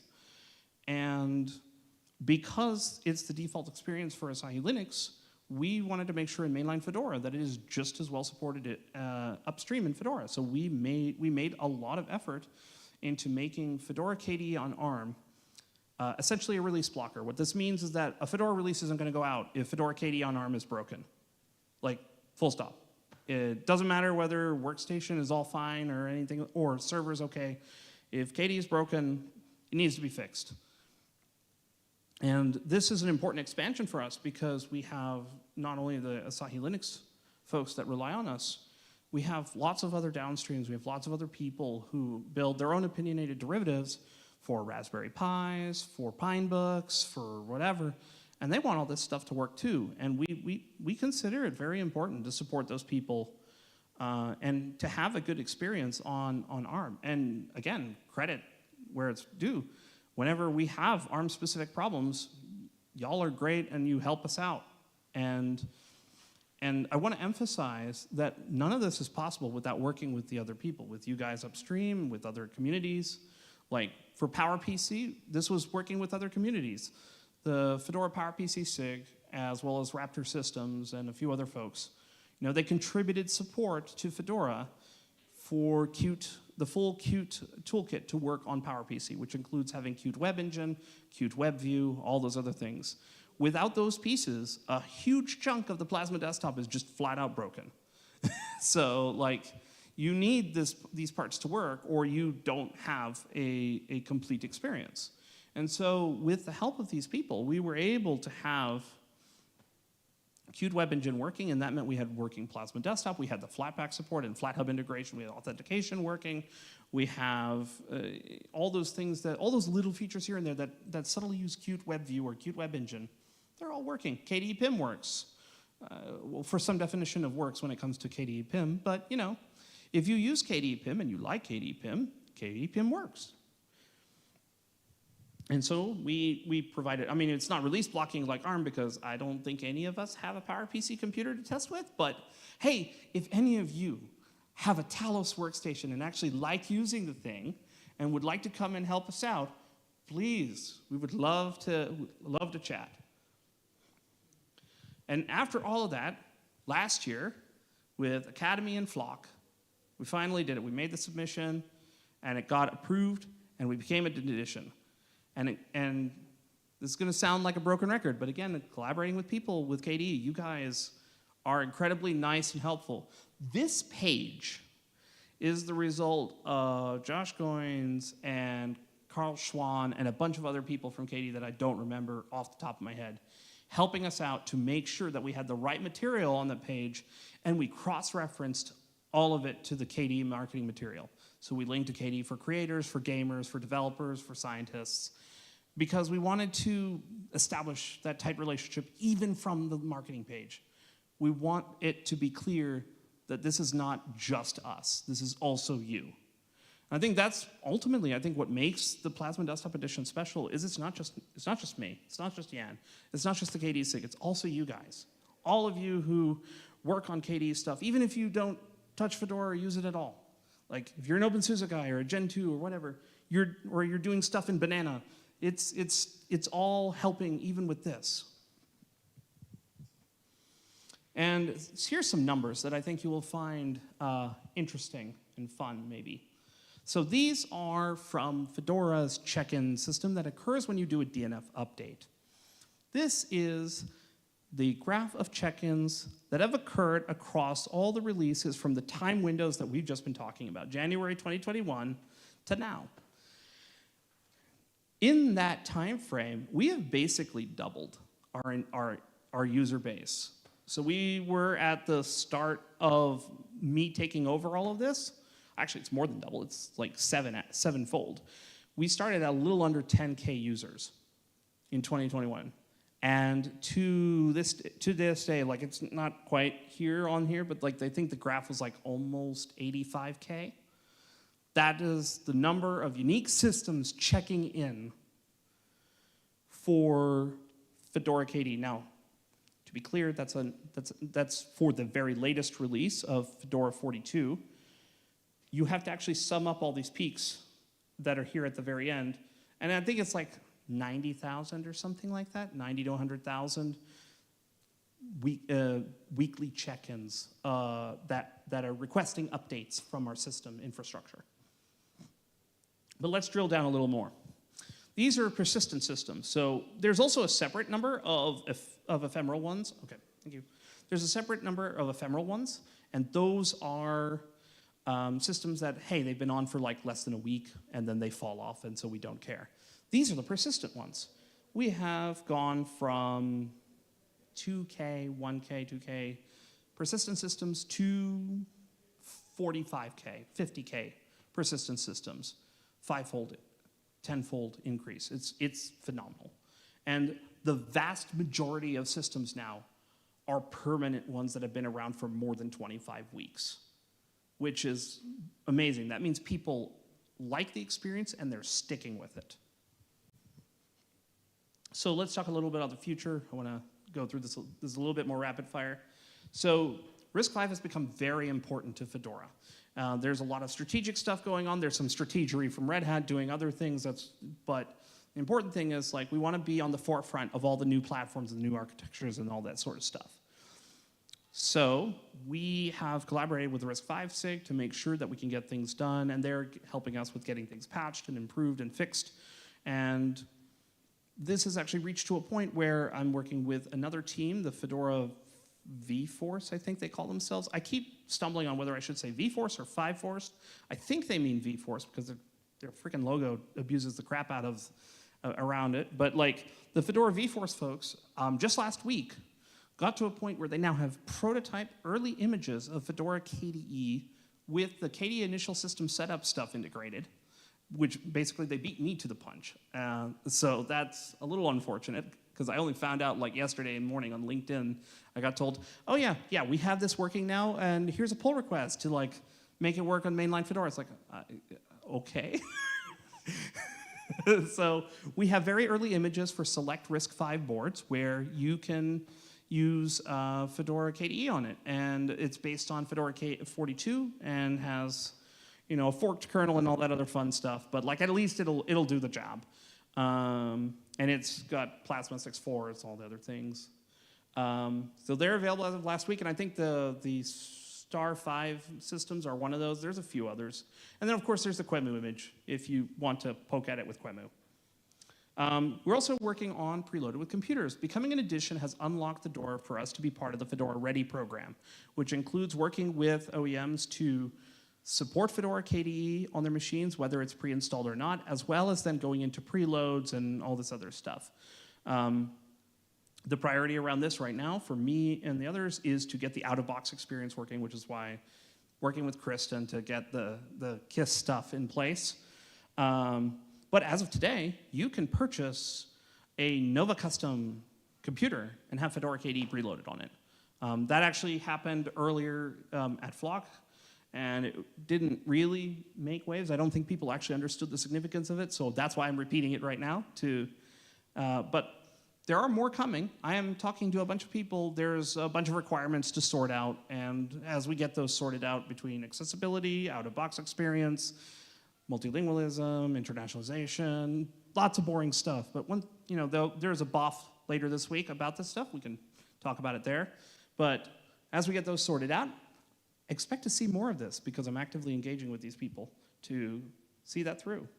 And then Fedora KDE for mobile. We know that the frontier, this frontier matters. Most people are increasingly only having mobile devices as opposed to your traditional laptop and desktop form factors. So we're trying to get started on that front. But this is hard because these devices are all badly supported in upstream Linux kernel and all this other stuff. So there's a bunch of challenges here. But we want to get started anyway. And so our first start on this is making it available for tablets. Tablets are a lot easier to support. We don't have to deal with phone modem stuff. A lot less regulatory crap to deal with. We're still trying to find a set portable phone. Any of you have any idea about how to do that or want to help us with making that possible? Feel free to come to talk to us. We have a live media ISO for x86 and ARM systems, as well as a disk image. And there's also a Kinoite version available, so like in the works, like a immutable atomic Fedora type version. It's not released yet, but if you talk to Timothy Raviere, he will point you in the way of how to install them. And finally, I want to say, this is the future. You can be part of that future. If you want to come and work with us and our team, like, it's super easy to come and join us. You see all these wonderful people here. You could also be part of it. You see that the add user button over there at the top right, like that, I could add you. If you're interested in any of this stuff and you want to come and help, come and talk to me, talk to Jan, and we can have a conversation about that and find something that you might be interested in to come and help with. And maybe that just means doing more stuff upstream in KDE, just with the Fedora banner, with the Fedora hat. So that's it.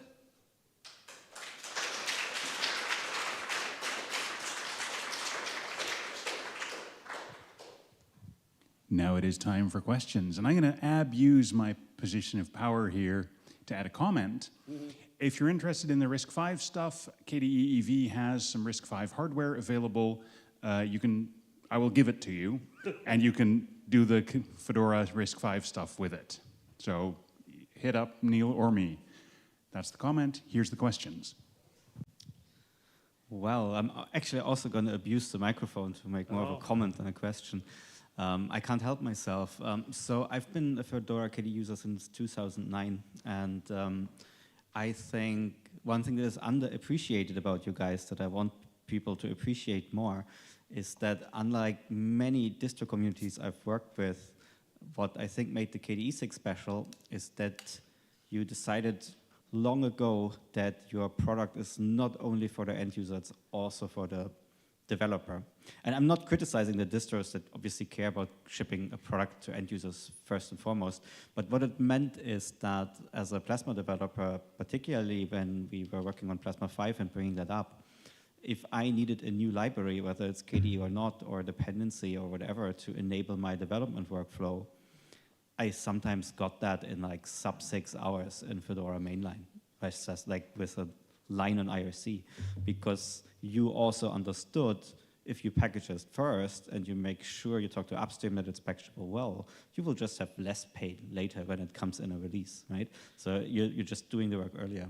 And I think, you took some credit for helping along with Plasma 6 and the Wayland decision, switch, but I think the success story of collaboration starts earlier. I don't think we would have gotten Plasma 5 out of the door as efficiently as we had without your help. So thank you for that. That is true. Like I remember being part of the Plasma 5 work way back in the beginning, but I didn't want to go into the ancient history stuff, just mainly talking about when I was lead. But yeah, I mean, I made a decision as part of this, doing the Wayland work in particular, that I would prioritize gaining some kind of ownership over all of the dependencies of Plasma, and to be able to, when developers need it, who work on Plasma using Fedora, that I want to give them the best possible experience that I can, which includes updating things like the Wayland libraries, the Wayland protocols, and getting them shipped as quickly as I can in a reasonable fashion.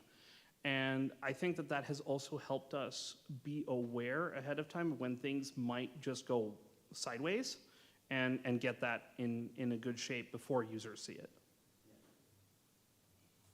Okay, do we have any actual questions?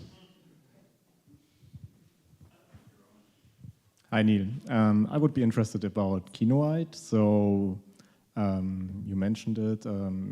Do you have some numbers about how it's used, and what's your vision or strategy for it in the future? Do you will you target certain groups of watch out. Will you target certain groups of users, or just in general something you want to offer to everybody, or a certain use case you have in mind? And how does it relate to KDE Linux now, which uses a different technology with ButterFS? What do you think you could take over or get inspired by? It's a good question. So I don't have the numbers for Kinoite on hand because they're actually on my other laptop, and I didn't copy them all over here because this is not my laptop, and so I don't have access to my stuff here. I think that there's been some level of adoption of Kinoite. I don't have specific numbers. I don't think it's anywhere close to the level that we have for this, because we haven't really been heavily marketing it, because, to put it bluntly, I want the user experience to be smooth on the main entry points that you have in there, and we're not quite there yet with Discover and in an atomic operating system, and that is unfortunate, but it is something that has been slowly worked on over the years. My personal vision, which isn't necessarily the most important vision, the most important vision is the person who's actually working on this, which is Timothy, who's unfortunately not here. My personal vision about Kinoite is I see it as a building block for building tailored experiences. I see it as a venue for building KDE-based appliances. So like you look at things like Bazite and similar, and those are essentially customized Fedora KDE experiences tailored for specific use cases, and they don't make any bones about trying to do anything else. And I think that is where you will see the most success with these types of operating systems, because when you make systems like this, you're basically taking complete ownership of what the user can do. They do not, you have to assume that they cannot fix the computer. You have complete ownership of this, and so you have to be fully responsible for what you are delivering. This is kind of the reason I'm personally a little hesitant about using those kinds of systems as a general purpose target, because as you widen the spectrum of use cases, it gets more and more difficult to make a reliable, useful system, and you just wind up building a frustrating system, and I don't want to do that. But that being said, I foresee it being very valuable for particular cases where you're building tailored experiences, like Fedora Labs, which are tailored experiences for specific use cases, I think are a great place for building things on top of Kinoite to use the KDE experience.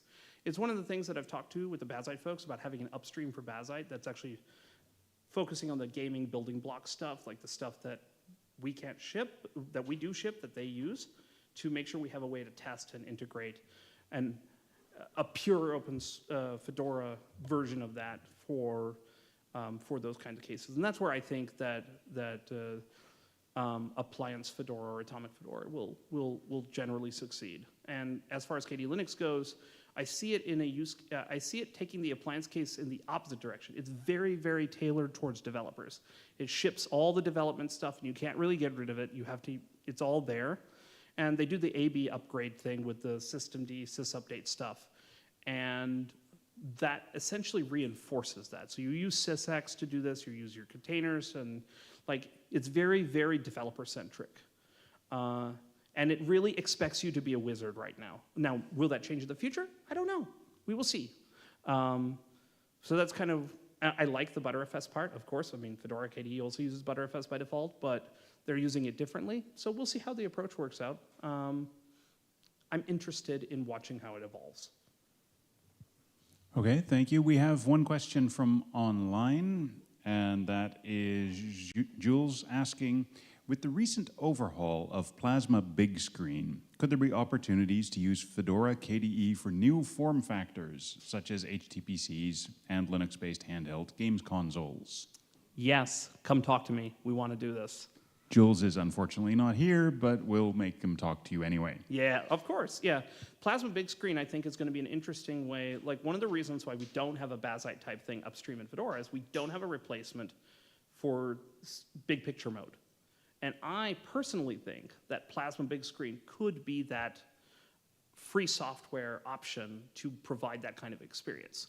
And so I would love to bring that back into Fedora. We had it before, and then we dropped it because it got abandoned and whatever. Bring that back into Fedora, start playing with it as a front end for that kind of experience, and let's see how far we can go. It'd be fun. All right, anyone else along for the ride? More questions in the room? Over there. I have a question. It's good that you have a question, which I'm going to give you the mic to ask. Yes. Hang on, let me just... So, I have a question about joining the Fedora Special Interest Group. I'm not the best when it comes to coding, but I would also like to make a start. Is there like any form of like information or documentation to sort of like basically, are there like list of tasks to complete, and is there right as I was saying, is there like a sort of set of list for like, oh, this tax is newcomer friendly, so and so on and so forth? We don't directly have that. I think it's mostly because nobody's asked us this question to actively do this, but we do definitely have our task tracker, which has a bunch of like easier to do tasks as well as harder ones and various gradients of that. And of course, you don't have to do programming. It's not just coding, and it's not just packaging. There's also testing. There's especially testing, because it's important for us to make sure that stuff is good, and also writing documentation and helping out other people doing user support stuff. There's lots of dimensions in which we definitely can appreciate assistance and contributors for. So All just right. come and talk to us about it. All right. As a reminder, you should install all the operating systems except Windows 10. Yeah, don't do that one. Get rid of that. Let us thank the speaker. Yay.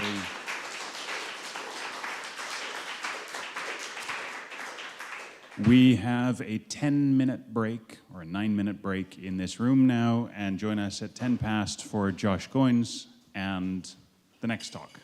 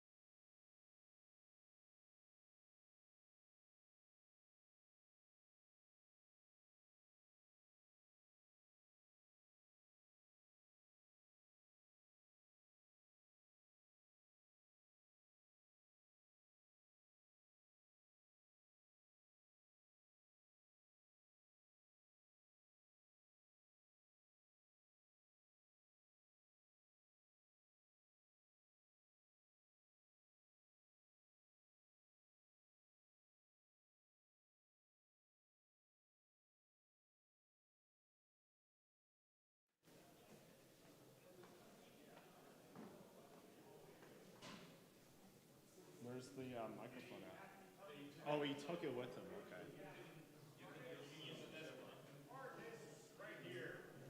Yeah, I can use a special microphone. You have to kind of lean in for that one, though.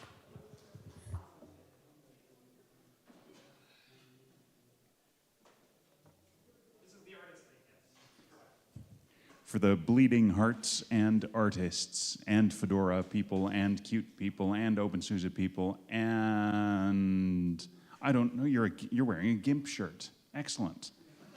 Welcome everybody. We are here to bridge the gap between artists and developers and Wayland and, well, build all the bridges, Qt bridges maybe. Here's Joshua Goins, who will tell you all about it.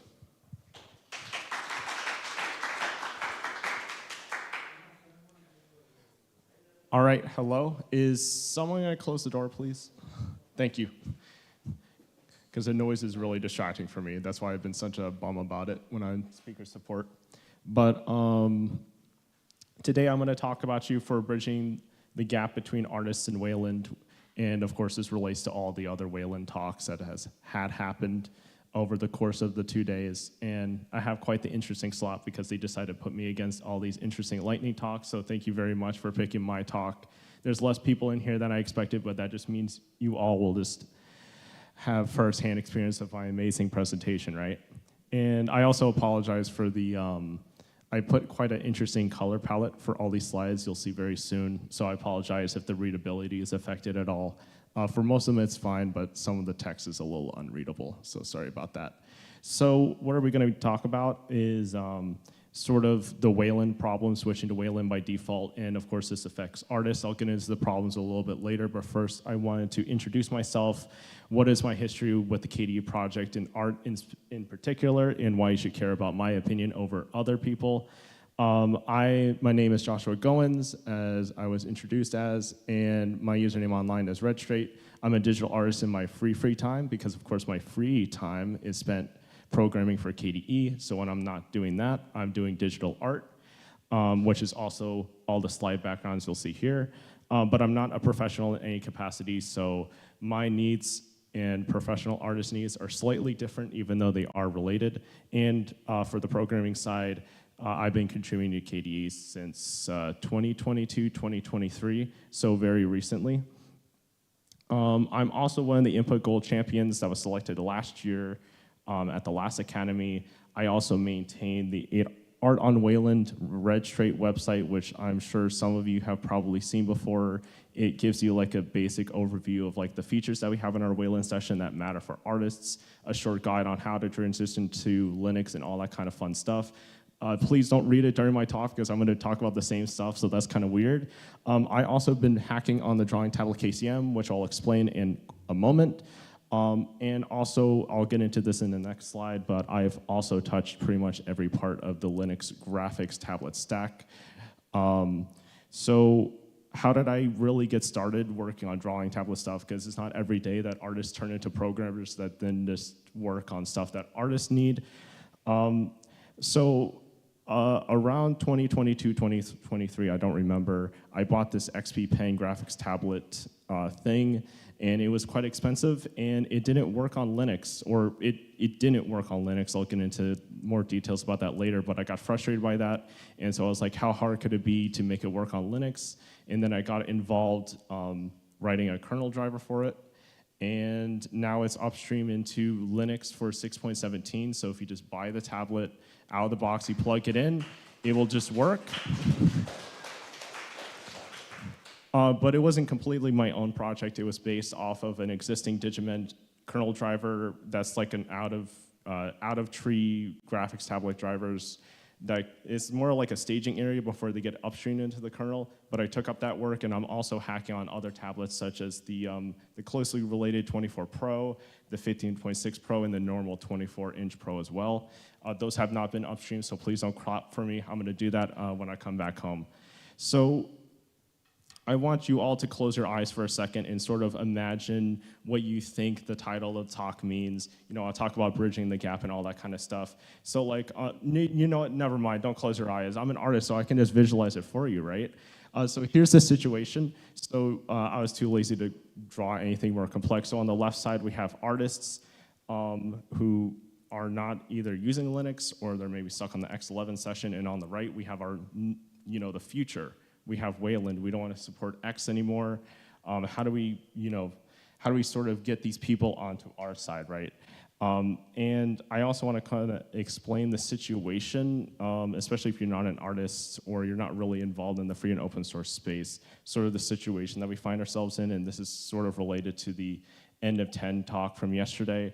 Windows is becoming increasingly unpopular, as we've seen. They keep doing stupid stuff, but that's of great benefit to us, right? Because we can sort of fix the problems that they don't want to solve or are really creating for themselves. A lot of artists are moving away from Windows, away from Mac OS, onto operating systems like iPads for some reason, but also Linux has been of a great interest to a lot of artists out there in the world. And also proprietary art software is also becoming very unpopular. Stuff like Photoshop is increasing their subscription prices, or they're training your artwork and data sets and crappy stuff like that. So the rise for open source art programs has also been increasing, right? But ideally, we would want artists running free software art programs on free software operating systems, right? So this is, so the gap, so to speak, is that we kind of want artists to move to Wayland, but we weren't really prepared for them in the first place.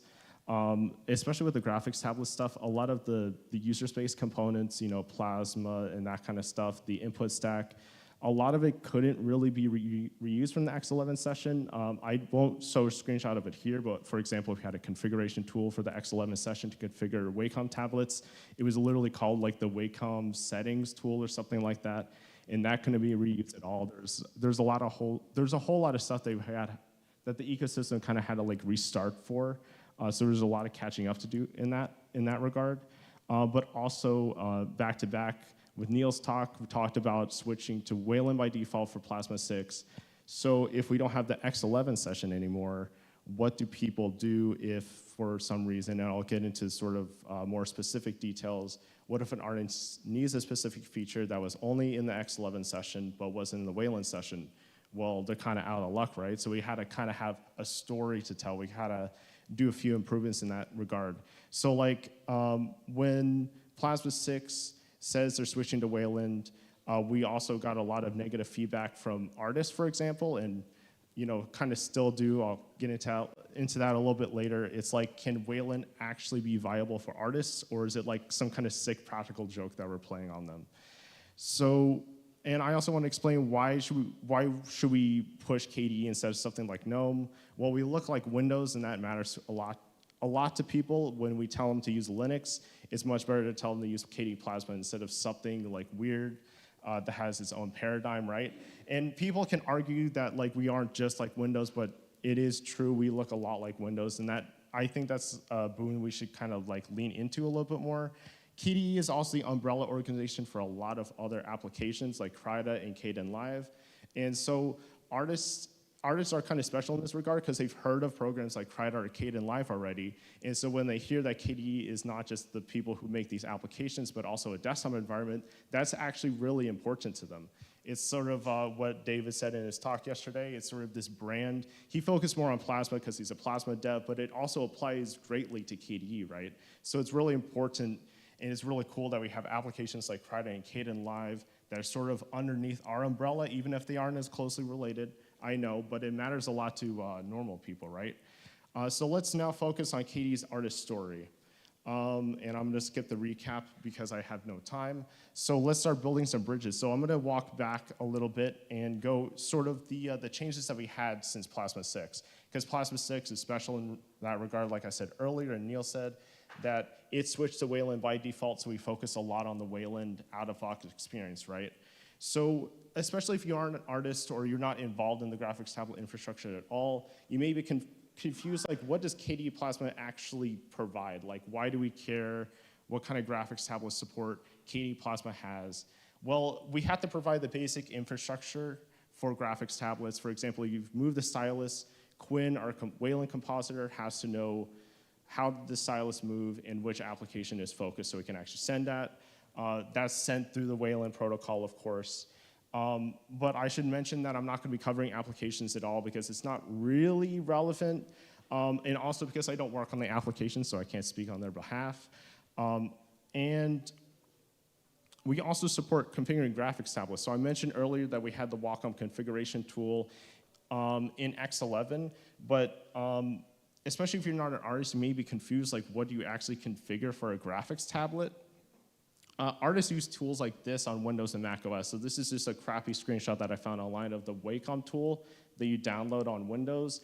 And you can do stuff like if the tablet has side buttons, you can configure what the side buttons do. If you have multiple monitors, you have to decide where the pen moves on the tablet relates to the monitors. Sometimes people want it on just one monitor like me. Sometimes they put it on the whole workspace for some reason, I don't know. All kinds of weird stuff. So when they're moving from Windows and Mac OS, which we want them to do, we kind of have a solution for this, and KDE Plasma is ideally the best place to put this instead of a driver. I'll kind of explain why later. So what did our drawing tablet KCM actually look like? Now, I don't have a Plasma 5 install. I don't know who still does. So I just had to find this image online. But you can sort of get an idea, even though it's dark theme, and I think it's even a different icon set. So like I said before, the Wacom tool has stuff for like monitor settings. So we have monitor settings. But you'll notice there's a whole lot less there than you would expect, right? So you can configure like pen buttons and pad buttons, but you could sort of just tell that it's just getting started and it needs a whole lot more work done on it. So to put the problems into more of an easy to understand bullet list, we don't have a lot of settings that are expected by artists. For example, Wacom tablets have this special like ring on the side that you can sort of zoom in and out for, and you can configure it for other actions. But there's nothing like that in the Wayland KCM, right? So if, for example, you're upgrading your distribution that moved to a Wayland-only model, you're sort of stuck complaining on Reddit that they don't support configuring touch rings anymore. So that's kind of troublesome, right? And especially if your distro doesn't provide X11 anymore, you don't even have a way to fall back. So another problem with the KCM, it has no real maintainership at this point. Again, this is the very tail end of Plasma 5.27, the only one I can actually speak with any confidence in because that's when I started. It was made by Alex at some point for some vendor, and it received some small bug fixes and features over the years as it existed. I don't know how long it existed. But it had no real sort of leader behind it, how you would think with other Plasma components. And this is sort of where my story begins to intersect and where I kind of ask, like, where's our bridge? So I kind of took it upon myself to build said bridge. So what kind of bridge did we build? Well, first I'm going to show you, we saw the old screenshot with all the very little settings you see in there. And now I'm going to show you the same KCM, but in Plasma 6.5. And I know the difference may not seem that big, but it is a way more complex KCM. It's also light theme, which is the better theme, by the way. But also, as you can tell, I like bullet lists, so I also put all the features that we added since Plasma 5.27 in a nice, hold on, bullet list here. So we have like mapping to all screens, we have a tablet tester, we have remapping to mouse clicks, scroll wheels, multiple keybinds, and more. We have calibrations for really fancy graphics tablets, have even a built-in screen. We have a CLI configuration tool for advanced users who are used to exec Wacom, if that means anything to you. Nico added a relative mode. We have a global pressure curve and ranges, which is especially useful for applications who don't support it. We have support for the touch rings that I just said about Wacom tablets. That's in Plasma 6.5 specifically, along with dials, which you see on XP Pen and Huion on tablets. The Quinn people have also shipped color management, so applications can actually be color managed on Wayland now. And there is also so much more that I cannot fit on this list. But as you can tell, we have made quite a bit of progress in Plasma 6, and I think I'm proud to say that, you can never be too sure, that as of Plasma 6.5, I forgot to put the disclaimer on that. It's only in Plasma 6.5. I think our Wayland session for artists is actually better than X11, big asterisks there. All the usual Wayland benefits apply, right? So you have better multi-monitor support, overall smoother session. There's just so much better about the Wayland session than our X11 session. We also have the better KCM. It has more support for tablets and brands. It's built on the same ecosystem that GNOME uses, so we know it's not going to go away anywhere. And also, I'll get into this a little bit later, but like if GNOME improves something, then we usually also get that improvement. There's also less magic incantations entered into like random config files. If you ever had to set up an Art tablet on X11, you know exactly what I'm talking about. And there's also no like magical life hacks on Wayland.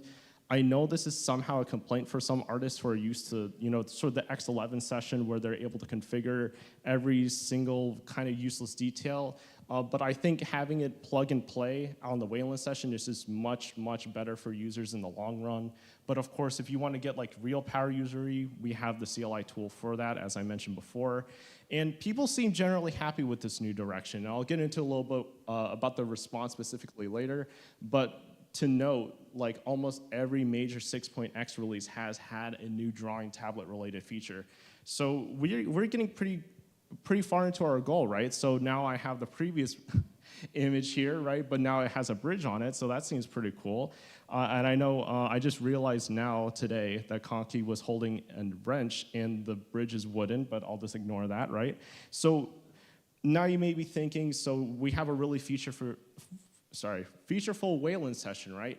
So how do we get, so now there's a bridge between these two islands. We have the artists who want to switch or maybe interested in switching, or maybe they just don't know they want to switch to begin with, although I think that's becoming more and more unlikely, right? And then we have our Wayland session, and now we have the bridge of all these new features that people can actually use soon. So how do we actually get artists to switch? So when we talk about getting artists to switch, we have to be really specific here, because like I mentioned before, there's people who are completely new to Linux who, of course, have to get used to all the quirks of Linux, even if they are dwindling, but also our existing X11 users who have maybe either stuck to X11 because their distro is super old, or are sticking to X11 because they knew at some point maybe that the Wayland session wasn't going to work for them. And we have to be really specific here because we are dealing with two different camps of people. I'll get into a little bit about that later. But also, we also have a social debt to overcome. And I think this was mentioned yesterday in some talk, that the Wayland session has been shamed and dunked on for years by artists and the general world. And in my opinion, it was kind of rightfully so. We did have problems. But now that we've sort of fixed some of those problems, it's now like a social debt that we have to overcome, right? So it's not only genuine problems, but also dealing with the preconceptions that people have either made in their mind or have already been told that people have said online. But I think years have passed. I say years, but Plasma 6.0 didn't release that long ago. I keep reminding myself that maybe it's time to try again, right? So, like I mentioned before, that when we're talking about the two different camps of people, I want to make sure our communication is key. So when we're talking to, for example, people who are completely new to Linux, is there really any point in mentioning Wayland? Like genuine question, is there any point in mentioning Wayland? I think as a Plasma 6.5 and you had a decent distribution, I think that you can actually downplay the Wayland part, right? No one introduces someone to Windows and then mentions whatever Windows compositing manager is, right? It's just not important for systems that actually work.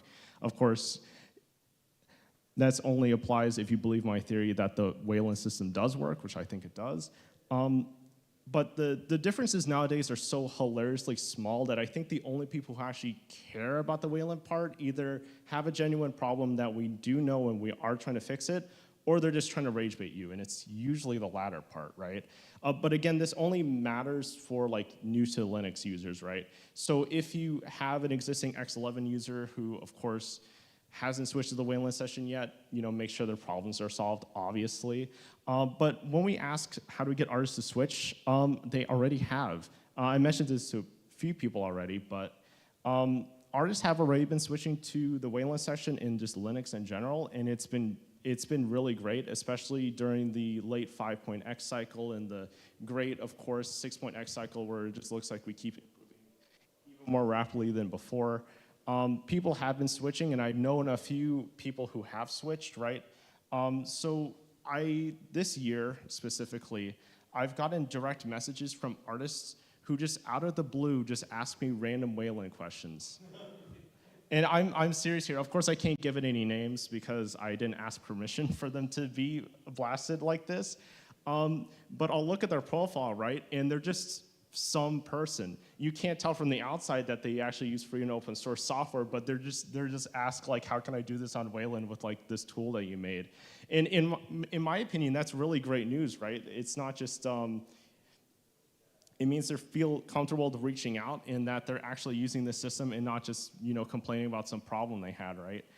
And wow, that's great, right? Like we're done, like the bridge is working, people are actually moving across the bridge and stuff like that. It's like the end of the talk, right? But it's not so fast. So like I mentioned, well, I didn't mention before actually, but some specialty hardware features are still missing. Of course, we support like Wacom touch rings, which is actually solves a problem for a lot of people. I know a lot of people who are waiting to switch to the Wayland session just for touch rings alone, which is crazy to me, but that's great that we now solve that problem for them. But usually the more expensive hardware that you have, the less that it's actually supported, which is of course a problem with everything really, all kinds of hardware. But our own software is struggling in their own different ways on Wayland, for example, Krita. I should mention that a lot of this stuff is not really essential to work on Wayland. For example, Krita works great on Wayland through the X-Wayland layer. But if they want to take, for example, advantage of the Wayland native color management or some either fancy features that we have on the horizon, then they have to move to Wayland only. But they have been making really great progress on that. Like a week before Academy, they actually opened up a merge request to add native Wayland color management, which is insane how fast that developed. And I also should mention, we also have a two-way relationship with the Krita software. Of course, you would expect that in the KDE community. But like, for example, the Quinn developers will answer their various questions about Wayland. They've been super helpful with this. And then they also report these weird, obscure drawing tablet bugs in Qt or Quinn, and that we can actually get solved, which helps everybody, especially users, right? And the more bigger problem in the room, right? These are sort of just smaller problems, but driver support is still lacking. This is what I started my history with, and unfortunately, I have to end the talk with this as well. So now that the Wayland session is stable and we get users to switch, it always just comes back to hardware, doesn't it? Instead of NVIDIA, now it's random Chinese manufactured tablets, right? So this is the biggest blocker, I think, now. Depending on the tablet brand, you may be able to plug in your device and it works. Some tablets, if you're lucky, have a compatibility mode that's really meant for like Android and stuff like that. So if they don't have a device driver to talk to, they'll send like predefined key events and stuff like that, but it's not ideal. Obviously, we'll get a lot of bug reports, for example, from like confused users, where they'll open up the drawing tablet KCM and really confused why we advertise, be able to configure the buttons and they can't configure the buttons. And then we sort of run around a little bit until we realize the model of the tablet and that it's not supported anywhere. So that kind of sucks. And it also sucks because they report it to us, but it's not really our problem, right? I mentioned I had to add a kernel driver for my tablet, and that's what you usually have to do. So you can't really ask all KDE developers to start developing kernel drivers, right?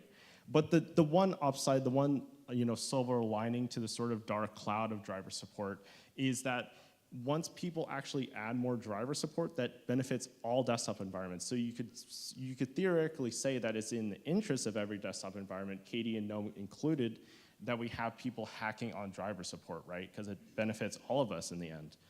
And also you may be thinking like, yeah, why don't we just use the proprietary tools provided by vendors already? And there's actually a surprising amount of vendors. For example, XP Pen has a proprietary user space driver for Linux that you can download, and it actually supports all of their devices.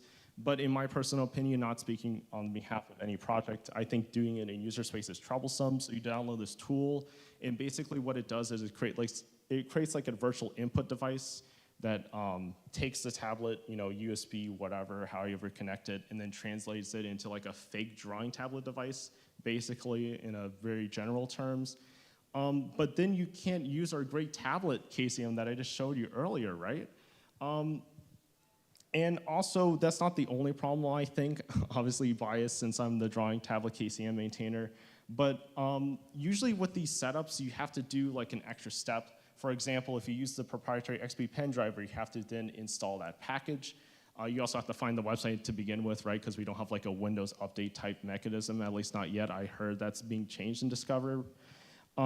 Also, for like some of the more open source solutions, you usually have to install an extra package, and you also have to regenerate stuff like your NetRAM FS. I don't think I can ever ask any artist to do that. Sometimes I barely have an idea what that means, and personally, I don't think that's really needed. Like, let Windows and macOS twist in the wind with all the weird setup they have to do for device drivers. Linux can and has done better in that regard, and I think we should just keep doing that. And when I mentioned kernel device driver, is that? Oh, that's a 5. When I mentioned the kernel device driver that I worked on, that's not really the true solution that the kernel people are facing, or specifically HID subsystem people. They really don't want people to keep writing custom drivers all the time because that's going to be insane. The new solution seems to be something called ePPF. I won't get into it because it's super technical and I'm running out of time. But it doesn't, there's support for it in the HID subsystem, but I'm not sure distro maintainers will have to answer that question for me. Is that actually shipped anywhere by default? Because at least on Fedora, I had to install udev-hid-bpf manually, and that just leads back to my same point that if we have device drivers that only exist in ePPF form, but they're not installed by default, then what are we doing here, right? So I think there's some ecosystem work to do in this regard, or someone needs to inform me, right? So just in conclusion, because I'm running out of time, I only have 5 minutes left, and I want to make sure we get to people's questions. We are looking to more sources of funding. Some part of that feature, that giant nice feature list that I mentioned before, was partially funded by Elenet. But we have more of a problem as we get into some more of the complex features. For example, we want to support like some of the really fancy statistics with like all these crazy features on the hardware, but we don't have test hardware for that, right?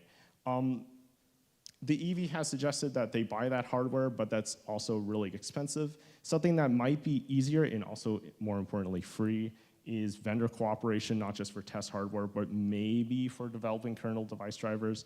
Unlikely, but I still think it should be pursued. I haven't tried looking into that, so I don't have any results of that regard. I think it would also be cool if we can bully.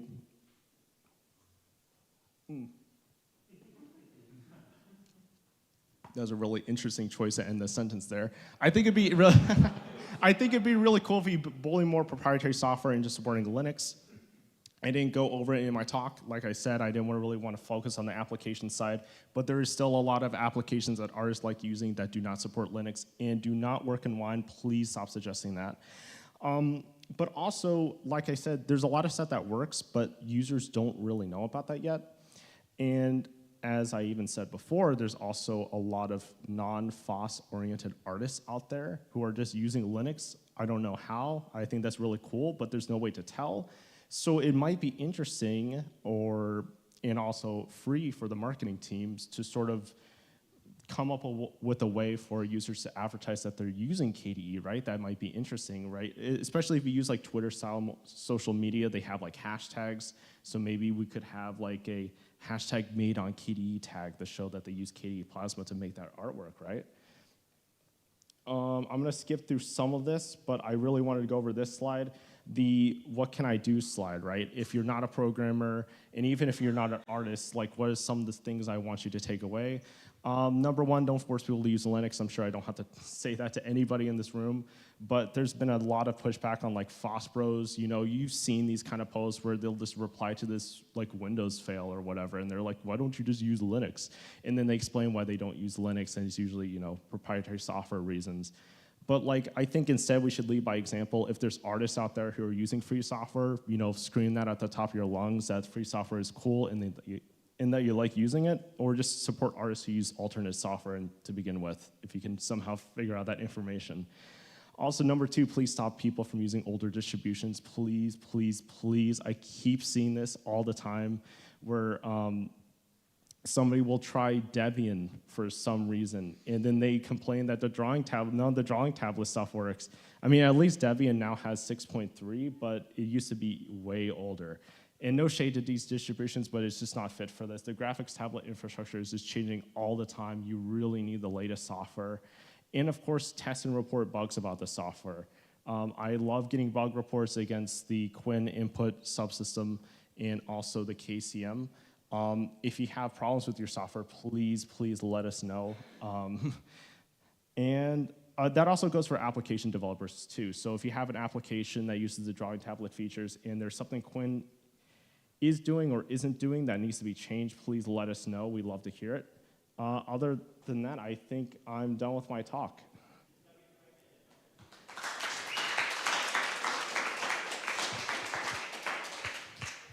Woo, that's good timing there. We have questions in the room, it looks like, and there's also a couple of comments from chat. I'm going to start here with the Würzburg. Quick questions about the bug situation. How do you get non-technical users, which most artists are, to actually report bugs unless it's crashing and you get K-Crash to submit a bug report? How do you motivate such a user to, or like how do you even inform them that they can report a bug? Okay.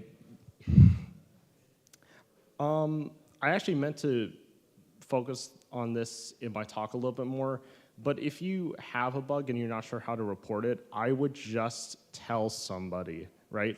I don't just mean direct messaging me, but just telling, because obviously I can't take everybody's reports, but just let somebody know, of course we have the discuss forum, which I also moderate.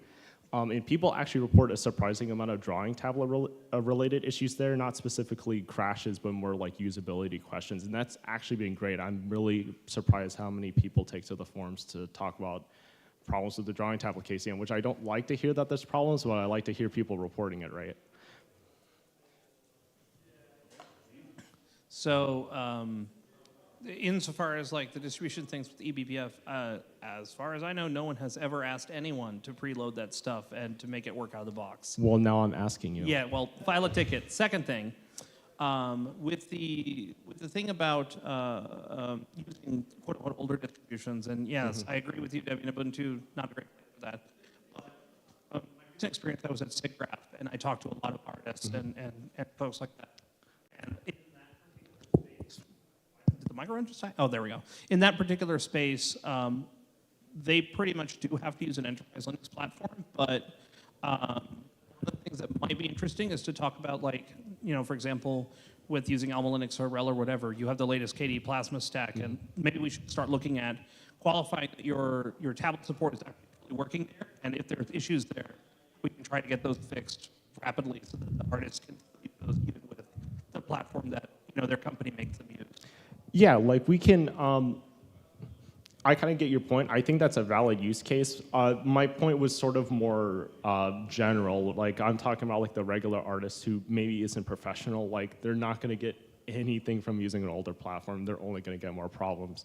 But if we have like something like your case, that's something we can do. But of course, generally, it's better just to have everything. And I forgot to mention it too, but a lot of it is just recency bias because there's so much stuff changing. Like 2 years from now, using an older distribution would be like completely fine, right? It's just once everything is settled, So chat is actuallying that CachyOS ships eBPF by default, and that Debian just got hid BPF, which may be backported. Awesome, that's great to hear. That's the best kind of I can hear is that people are actually shipping this by default because yes, because the current HID ePBF like set of, I don't know what you call these, ePBF files actually contain a lot of useful device support. Like I recently had a report from a model that would have been fixed by UDEV HID BPF. Wow, that is terrible to say. But yeah, if it's shipped by default, then that would fix that user's problem, for example. Okay, I'll hand off to Ax. Last quick question. Can you please share the Kongi with the French as a wallpaper? Because I really need that for my work activity. Thanks. Yes, the presentation is available online for people who are not him, but I'll speak to him specifically about getting his hands on that. Okay, my question is, do we know where artists are hanging out and congregating and learning about Linux and Wayland? And do we have like a direct line to them where we can communicate? I missed the first part of your question, but you're talking about artists, right? Yes. Okay, not other kinds of people. So I'm sure this is how to phrase this. So we don't have direct lines to these people. I do sometimes, right? I try to build these kind of connections. I might have skipped over the slides, but I wanted to note that building relationships with non-FOSS artists is actually really nice. And it's, you know, we all know the typical like FOSS artists, and we already, of course, have great communications channels with them, but they're not everybody, right? And artists are also influencers and, like, as David put it, ambassadors. So having them rep KDE is really important. But I think the direct line is kind of weird. I would figure the closest direct line that we have with them is our social media accounts, right? So maybe we should try using those more. I mean, we've used it some, the promo team has used it some to push some art stuff, but maybe we should do more, right? And also another direct line is them also pinging the social media accounts as well with questions. As is typical with like normally proprietary products, I should say, in case no one uses like social media a lot. Yeah, I wanted to contribute to the question that Nick just asked, because shameless plug, PenPod is going to have its conference coming up in October, I think. It's called PenPod Fest, and good place to find a lot of artists that are working in, you know, open design, and in general, it seems to me that artists follow the application, and if you have, there are venues like that you know are speaking even about, for example, Adobe products or other new emerging things like Figma and stuff like that. Those are places that you would find a lot of artists in general. So that would be my plug there. But PenPod particularly is having its own conference, and that would be something cool to explore. Do you have a response to that? No, that's just cool. All right, that's just cool is a great way to wrap up this room for Academy. That does, in fact, wrap it up for room 2 for day 2 of Academy. You can join us in 10 minutes in room 1 for all the sponsor talks and other fun wrap-up stuff. Thanks you for attending, and see you out there.